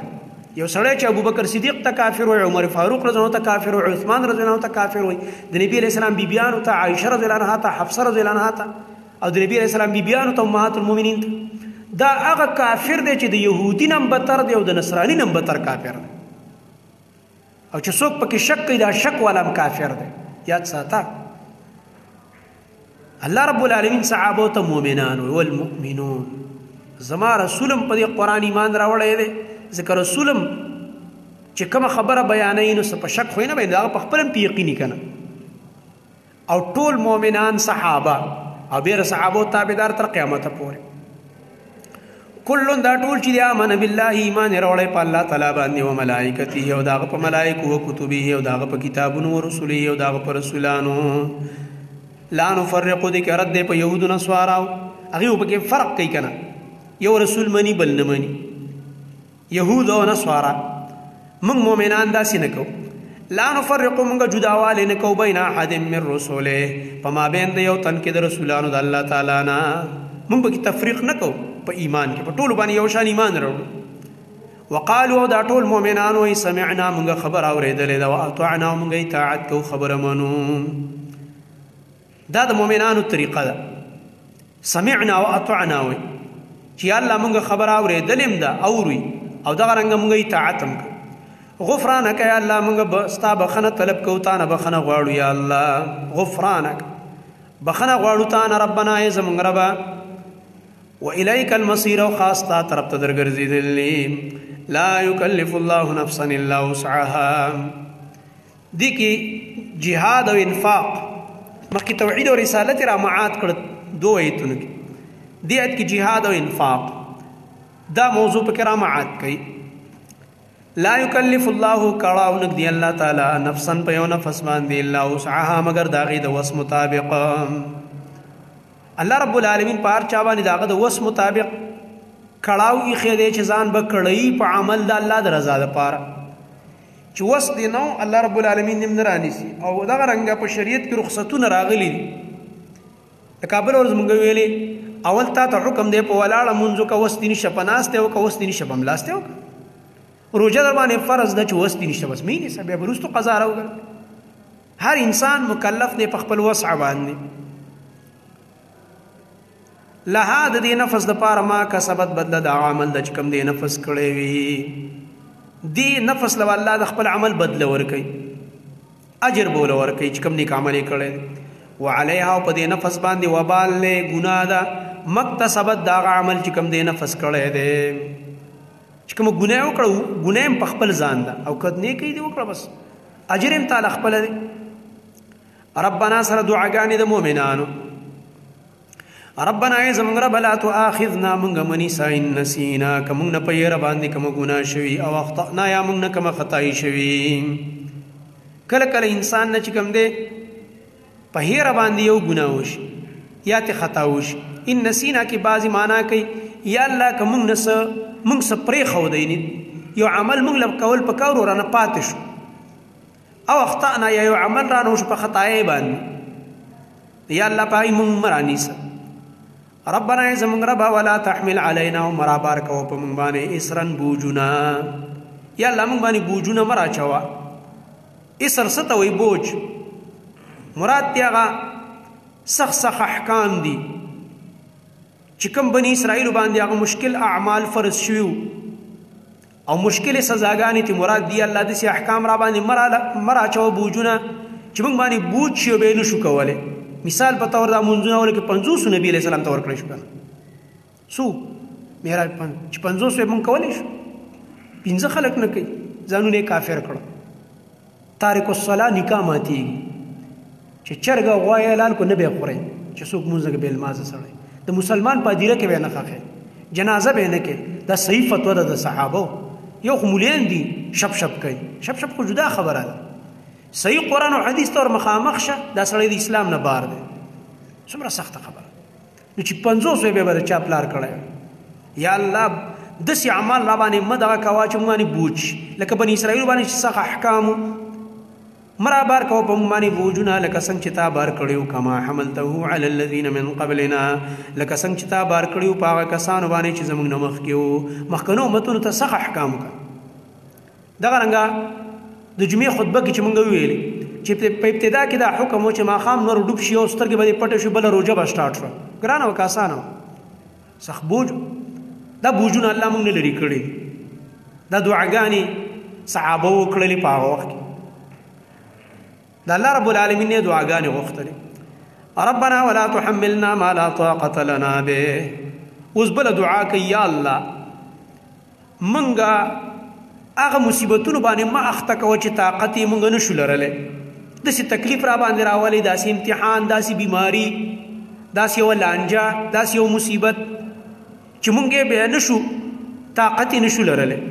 یا الله د داسې امتحانونو ازمایښتونو نه مو ساته. دې وجې نه د الله نبي فرمایي د امتحان سوال به نه کې او دا به هم نه وی چې یا الله دشمن راوله کافر چې جنګ وکړو. نه، دا دعا به هم نه کې د جنګ چې دشمن دې را باندې الله راولي. بیا به راغلی او ته به تختی منافق شوی به نعوذ بالله ځان به دې په جهنم ته رسولی. یا به راغلی او ډالرو ته به ټینګ نه شي ایسته به یې په پیسو اخیستی بیا به څه کوې؟ مکه وسوالونه د جنگ د دشمن. الله نبی فرمای لا تتمنوا لقاء العدو، د دشمن د مخامخ کېدو دعاګانې مه غواړئ، دا تمناګانې مه کوئ.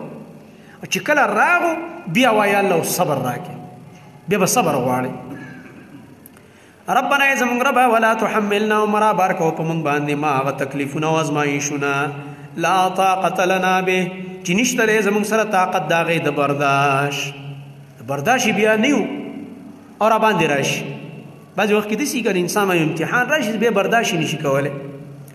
واعف عنا یا الله مونږ ته معافي وکړه، واغفر لنا او بخښنه راته وکړه یا الله. عفو دې ته وایي چې عقوبت دنه ساقط شي، تا باندې یو سزا مقرره وي د الله طرف نه، الله یې دنه لرې کړي. یا الله معافي راته وکړه، واعف عنا واغفر لنا او یا الله بخښنه راته وکړه. بخښنه دې ته ویلی کېږي چې الله رب العالمین تا ګناه کړي او پرده در باندې راواچوي،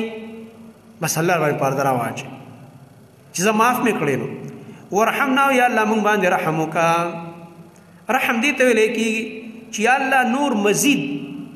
د نیکو توفیق راله راکړه، دا رحم دی. او د نقصاناتو نه بچ کا او احسانات را سره وکړه یا الله.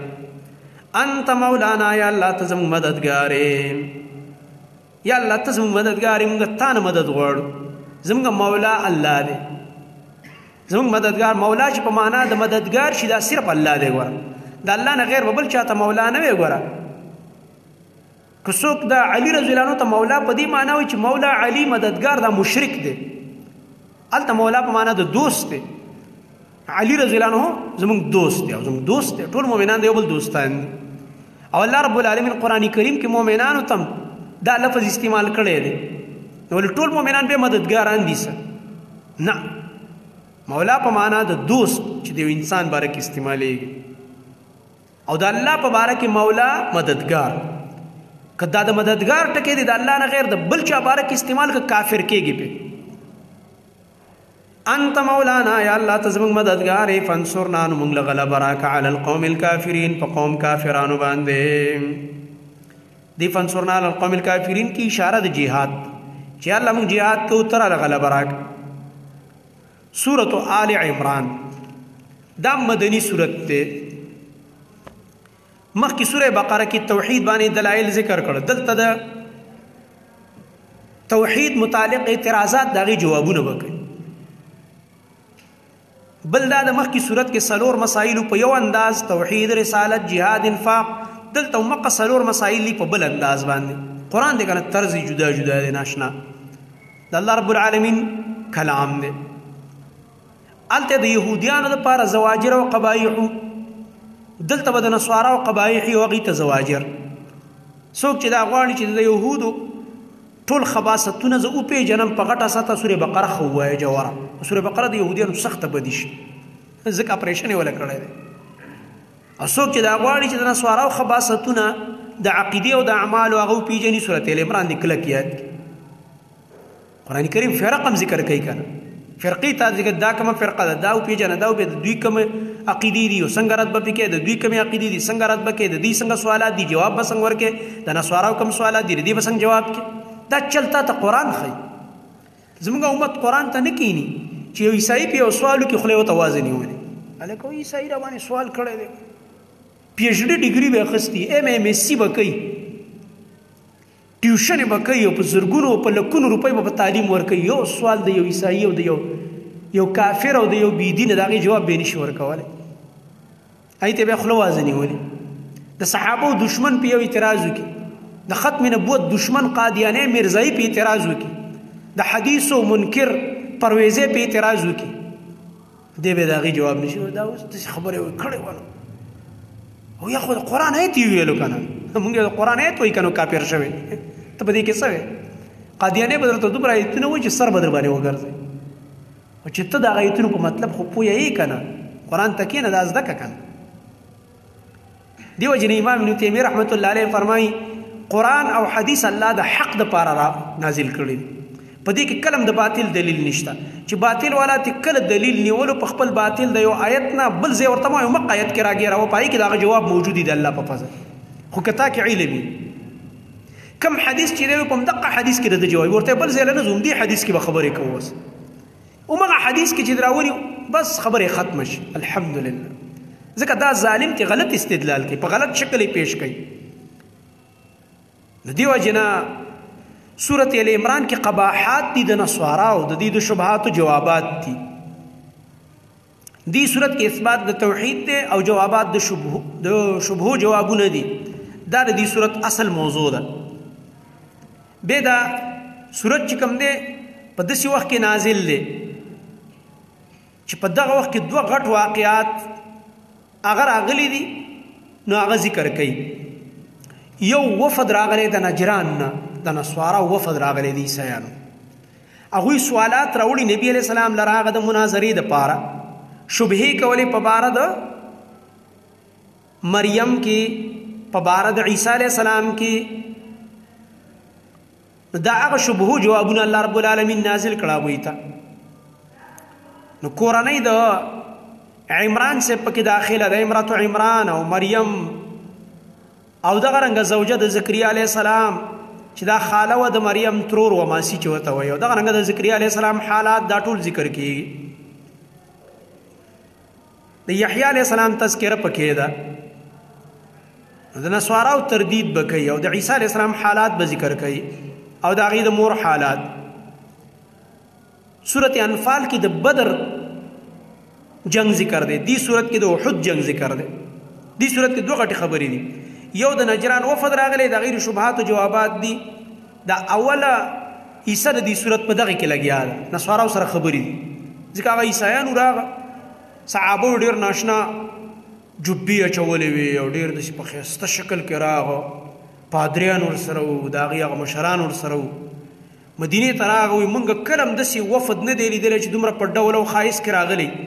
د نبي علیه السلام خواته. په هغې کې چې کوم دی د دوی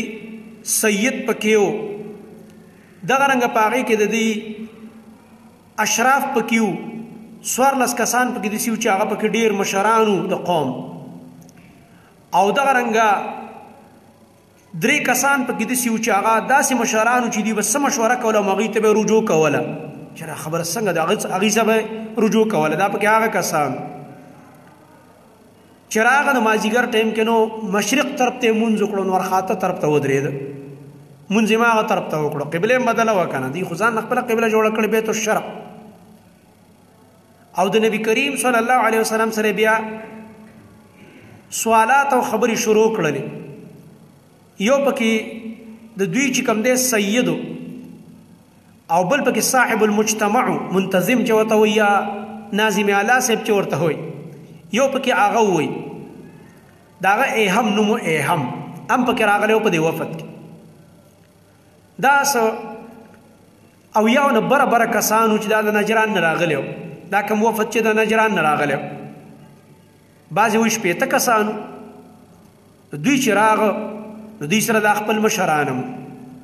دغه رنګ د دوی سره یو کس و ابو حارثه بن علقمه، دا د دوی اسقف او عالم او پادری و. په عربي کې ته اسقف وایي، پادری چې ورته وایي لاټ پادری. هغه مو سره دا ټول راغه او د رسول الله صلی الله علیه وسلم سره سوالات د عیسی علیه السلام، د مریم، د هغې د مور په باره کې، مریم علیه السلام باره کې شروع کړه. نبی کریم صلی الله علیه وسلم ورته جوابونه ورکول. د دوی د ټولو شبهو جوابونه وشو. نو دوه خبرې دي، یا به دوی راځي ایمان به راوړي ځکه حجت پې قایم شي. نبي علیه السلام دعوت د ایمان ورکړو، دوی ایمان هم رانه وړ او ځان هم نه پړ کوو. دا باید سړی دی ځان هم نه پړ کوي او تا سره خبر هم نه مني. ته به ورته قرآن وایې، ته به ورته حدیث وایې، هم در سره نه مني. او دا هم نه و چې زه دې پړ کړم، زما خبره خطا وه. نو په دې کې ورته رسول الله صلی الله علیه وسلم دعوت د مباهلې ورکړو، راځئ چې خیري وکړو. شابه په موږ دواړو کې څوک په ناحقه دي، راځئ چې د الله نه پې لعنت وغواړو، خیري ورته وکړو. دوی وتښتېدل، خپلو کې مشوره وکړه. دا کشران خو د ړه نه لږ پاکي که نه، هغوی دې مشران ته چې راځي بس خیري ورسره وکړئ که نه، ځکه چې هغوی ته ځان په حقه ښکارېده. هغوی دا خیال و دا زموږ مشران په حقه دي ګینې. پادري او د مشرانو ته په قلاره کښېنئ، خیرې مسلو کې د پیغمبر دی، ځان تباه کوئ. نو ویل ښه نو چې تاسو بیا په باطل او دا په حقه د پیغمبر دی، نو ایمان پرې راوړئ که نه. په قلاره کښېنه، دا موږ له څه تنخوا راکوي؟ دا موږ له سره کولی شي؟ موږ له خو د روم باچا دومره تنخواګانې مقرر کړي دي تنخواه، پیسې، ډالري، د دنیا مفادات، ډېر خلک د دې له حق ته نه راځي. ډېرو خلکو دپاره دا غټ رکاوټ. ډېر داسې مولیان دي ښه ورته پته وي، خلکو ورته ویلي دي، تپوسونه یې کړي او هغوی وینا هم کړي، بعضې مړه دي ځي نومونه نه شم اخیستی، ښه خبره هم نه ده. چېرې د اهل حدیث په حقه نه دي، ښه په حقه دي. ولې تاسو وایي موږ له خلک چندې راکوي، دا به بندېږي، چې اهل حدیث چې موږ ته به بیا څه میلاوېږي، بیا به څه شي؟ زموږ خو ډېر لوی درس پروت دی، ډېر لوی نوم دی او رابطې دي او خلک راته په کوم نظر ګوري. او چې څنګه راباندې دا ټاپه کېښودی شوه به چې وابي او اهل حدیث بس ټول خلک ورانه وتښتي، بیا موږ له څوک څه راکوي. د دې مفاداتو د وجې نه هم ډېر خلک د حق نه ځان محروم ساتي. سورت آل عمران کې بیا دویمه موضوع چې کومه بیانېږي هغه د احد غزوه شوې وه. په 3 کال د هجرت باندې د احد غزا شوې وه او د هغې هغه حالات به بیانېږي. په هغې کې مسلمانانو ته هزیمت راغلی دی، تکلیف راغلی، او یا صحابه شهیدان شوي، نبی کریم صلی الله علیه وسلم پکې زخمی شوی دی. د هغې متعلق به بله ایسې چلیږي. بسم الله الرحمن الرحیم. الف لام میم. الله پوه دی په مراد د دې حروفو. الله وګوره ته چا سره خبرې دي، نسوارو سره کنه، چا سره چې خبرې کې خبر به د کوم ځای نه شروع کې؟ د عقیدې نه، د الله نه به خبره شروع کې. دا نه چې هغه الله نه مني، د الله توحید نه پېژني، ته سره په نورو مسلو کې اړم شوی، نورې مسلې پرېږده، وی خبره به د الله رب العالمین نه کوو. د الله په باره کې ستا څه عقیده ده؟ د الله رب العالمین په باره کې ستا څه نظریه او څه تصور دی؟ دې ځای نه خبره شروع کوو، بنیاد نه کار کوه. ګوره دلته د نسواراو سره خبرې دي، نو شروع یې د کوم ځای نه کوو؟ الله لا اله الا هو الحي القیوم. دې ته ویل کېږي دعوه توحید. په مقابله د هغه مشرکانو کې چې هغوی د الله رب العالمین توحید نه منلو، خاص کر په مقابله د نصاراو د نجران کې. الله الله چې دی لا اله نشته حقدار د بندګۍ الا هو سوا د هغه نه، الحي همیشه ژوندی دی، القیوم انتظام کوونکی د ټول عالم دی. الله بعضې دا مبتدا ده او دا نزل علیک الکتاب دا ورپسې د خبر دی، او دې مینځ کې لا اله الا هو الحي القیوم دا جمله معترضه ده. او بعضې وایي چې الله مبتدا او دا لا اله الا هو خبر دی، آسان هم دی ده. اوس دلته وګوره عجیبه غوندې کمال دی، خبره د توحید نه شروع کړه. الله هغه ذات دی د هغه نه بل غیر حقدار د بندګۍ نشته. معنی عیسی علیه السلام اله نه دی، مور اله نه ده. هر دی وکړو که نه الله لا اله الا هو، دلیل پرې راوړي ځکه چې الله الحی دی، القیوم دی. عیسائی نه تپوس وکړه تم چې ورسره بحث شروع کړې دې ځای نه شروع وکړه. وایي جي مونږ خو عیسی علیه السلام ډېر احترام کوو، د الله یو عظیم پیغمبر، صاحب شریعت پیغمبر، لوی کتاب پې نازل دی انجیل، موږ د هغې هم احترام کوو. خو یو تپوس کوو تاسو نه، به دې ځای کې چې راونیو بس خبره ختمه شوه، ډېر بحث بیا مخکې نه شي کولی. به داسې شوه لکه اول نه چې د تخپې ته پړی ور واچو بس سړی راوغورځېده. دا راته ووایي د عیسی علیه السلام په باره کې چې دا ژوندی دی او که نه وفات شوی دی، مرګ په ده راغلی که نه، تا ته به څه وایي؟ او زمونږ عیسی علیه السلام چې و یهودیانو پانسي کړی دی. ولې چې دوی په خپله صلیب ځان سره دغه کړی که نه، صلیب معنا هم دا دا په دې پانسۍ ختلی دی. چې په پانسۍ وختو مرګ پرې راغو نو په اله باندې مرګ راځي، خبره ختمه شوه، په دغه ځای کې خبره ختمه شوه. دا خو الحی نه شو که نه، نو ولې تاسو الحی پرېښی دی چې هغه لوی الله دی چې همیشه ژوندی دی؟ حالانکې زموږ عقیده خو دا ده وما قتلوه وما صلبوه ولکن شبه لهم. سورې نساء کې به راځي انشاءالله. نه قتل کړی عیسی علیه السلام، نه پانسي کړی دی، هسې دې ته یو شبهه پرېوتې ده. الله ژوندی خېجولی، وروسته به وفات کېږي، مرګ به پرې راځي، مرګ به پرې راځي. په ټولو انبیاو راغلی، په هغه به هم راځي. نو چې په چا مرګ راځي خو الحی نه شو که نه. الله الحی دی، همیشه ژوندی دی، مرګ پې نه راځي. نو د هغه الله عبادت ولې نه کوي چې الحی دی، همیشه ژوند دی؟ چې د هغه چا عبادت کوي چې هغه باندې مرګ راغلی او تلا پکې دا هم وایي چې پانسي شوی دی. اله څوک پانسي کولی شي؟ چې هغه یو صحابي خپله د اسلام قیصه کوله، وایي یاره یو ځل ډېر وږی شوی وم، اما وایي د هغه ورځې نه وایي ما د خپل هغه د دې شرک په دې عقیده کې مې شک پیدا شو. چې وایي زه په حالت د شرک کې مو وږی شوم او د کجورو نه مې خپل اله جوړ کړی وای بس چې وږی شوم شروع مې پې وکړه ما خپل اله مې وخوړلی څه کجورې مې غوږ او سر او پوزه مې ترې راپرې کول خوړلی مې داسې دا څنګه اله وای لکه خپل هغه د جاهلیت قیسې کولې دا څنګه عجیبه عقیدې وای دې وجې نه د توحید نه به آغاز کې د عقیدې نه به آغاز کې چې کله بحث کېږي په مسله کې نو الله رب العالمین هغه الحی دی دغه رنګ الله رب العالمین دی القیوم چې انتظام کوونکی الله رب العالمین د ټول عالم دی نزل علیک الکتاب بالحق دې ته ویل کېږي دلیل وحی دغه دعوی د پاره چې الله نه غیر بل حقدار د بندګۍ نشته په دې مسله باندې الله رب العالمین ټول کتابونه نازل کړي نزل علیک الکتاب نازل کړي الله تعالی پتا باندې کتاب زمانه وی الکتاب الف لام عهدی شي مراد ته قران دی او دې قران کې چې دا مسله د توحید او مخکنو کتابونو کې مو بالحق په حق باندې الله پتا باندې کتاب په حق نازل کړي او مسله د حق په کې صدا توحید مصدقا دا قرآن تصدیق کون کې دی لما دا کتابونو بین یدی چې مخکې دنو وانزل التوراة والانجیل او بل دار چې نازل کړی والله تعالی تورات او انجیل دام دلیل نقلی شو د تورات انجیل نه چې کوم ګور دا مسله و چې الله لا اله الا هو دا الله نه غیر بل حقدار د بندګۍ نشته دی دې ته ویل کېږي دلیل نقلی د پاره د اثبات د دعوی دلیل نقلی راوړو تورات او انجیل نه دا غینه خبر را نقل کړه تورات چې کوم دی تورات دا په موسی علیه السلام نازلو په لغت کې دا د وریه نه اخیستی شوی دی وریه څه ته ویل کېږي یو کاڼی بل را خطا کړي کنه هغه بکورې نو څه شی کوي پړق کوي کنه رڼا کوي رڼا نو تورات تم تورات ځکه ویل کېږي چې دې کې یو رڼا پرته وه قرآن کې ورته ضیا ویلی دی تورات ته څه ضیا رڼا چمک د الله کتاب دی الله کتاب کې خو رڼا او انجیل چې کوم دی انجیل په عیسی علیه السلام باندې نازلو انجیل دا د نجل نه دی په معنا د اصل سره راځي یا په معنا د هغه اوبو راځي چې هغه اوبه د ځمکې نه داسې راوځي او راخوټ کېږي اوبه هم خلکو له فایده ورکوي تنده پرې ماتېږي نو په دې کتاب هم تنده ماتېدله او بعضې وایي چې دا د نجل نه دی په معنا د اصل معنا هغه اصل کتابو چې الله رب العالمین نازل کړو په عیسی علیه السلام خبرې پکې کوټلې مزیدارې توحید نو نازل کړی الله تعالی تورات او انجیل من قبل مخکې د قرآن نه هدى للناس دا هدى للناس چې کوم دی دا دین مراد دی قرآن بعضې هدى للناس ته مراد دی انجیل هدى للناس چې دا هدایت و د پاره د خلکو صحیح دا هدى للناس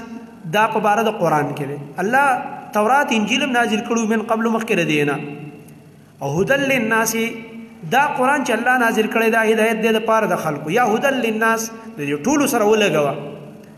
قرآن دی او که تورات او که انجیلو تورات انجیل کې هدایت د خلکو د پاره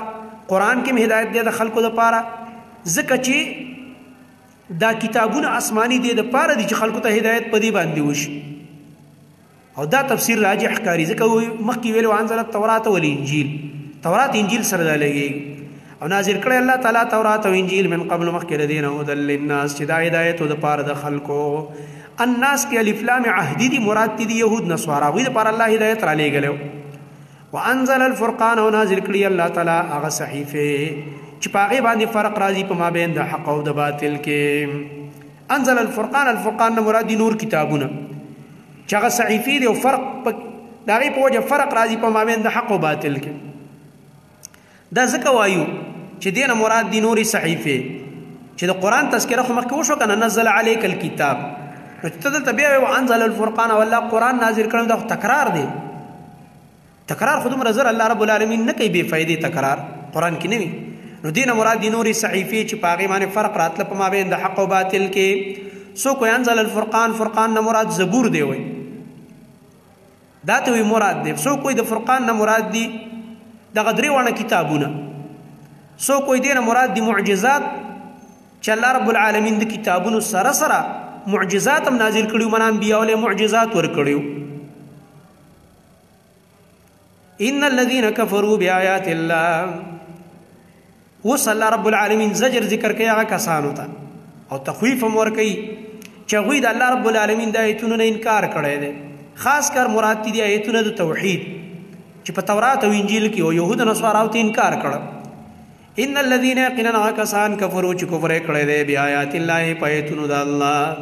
لهم د دې لپاره عذاب شدید عذاب دې سخت الله ورله سخت عذاب ورکي. والله الله چې عزیز زور اور ذات دې انتقام بدلا خستون کې دی. ان الله دې دلیل عقلی دی او دې ته دلیل عقلی علمی وي په توحید د الله رب العالمین باندې او رد د شرک فی العلم. ان الله یقینا الله لا يخفى عليه نشي پټې ده په الله باندې شی ان کم سیز په الارض پزمکه کې ولا فی السماء او نه پاسمان کې هر څه الله ته معلوم دي. هو الذي دام دې کوم د الله رب العالمین د توحید دلیل ذکر کوي. مخکې کی صفت د الحی بیان وکړل اوس چې کوم دې صفت د قیومیت دې کی ذکر کوي. هو الذي خاص الله غذا د یصورکم چې تاسو له شکلونه درکې فی الارحام پر رحمونو د میندو کې کیف یشا سرنګ چې د الله تعالی خوښ شي. الله ارچاله د مور پر رحم کې شکل ورکړی دی څنګه چې د الله خوښ دا ذات دی قیوم. لا اله نو نتیجه داروته چې لا اله نشته حقدار د بندګۍ الا هو سوا دا غنا العزیز الحکیم زور اور ذات دے حکمتن والا ذات دے. هو الذي انزل عليك الكتاب دا به سبب ان شاء الله تعالى.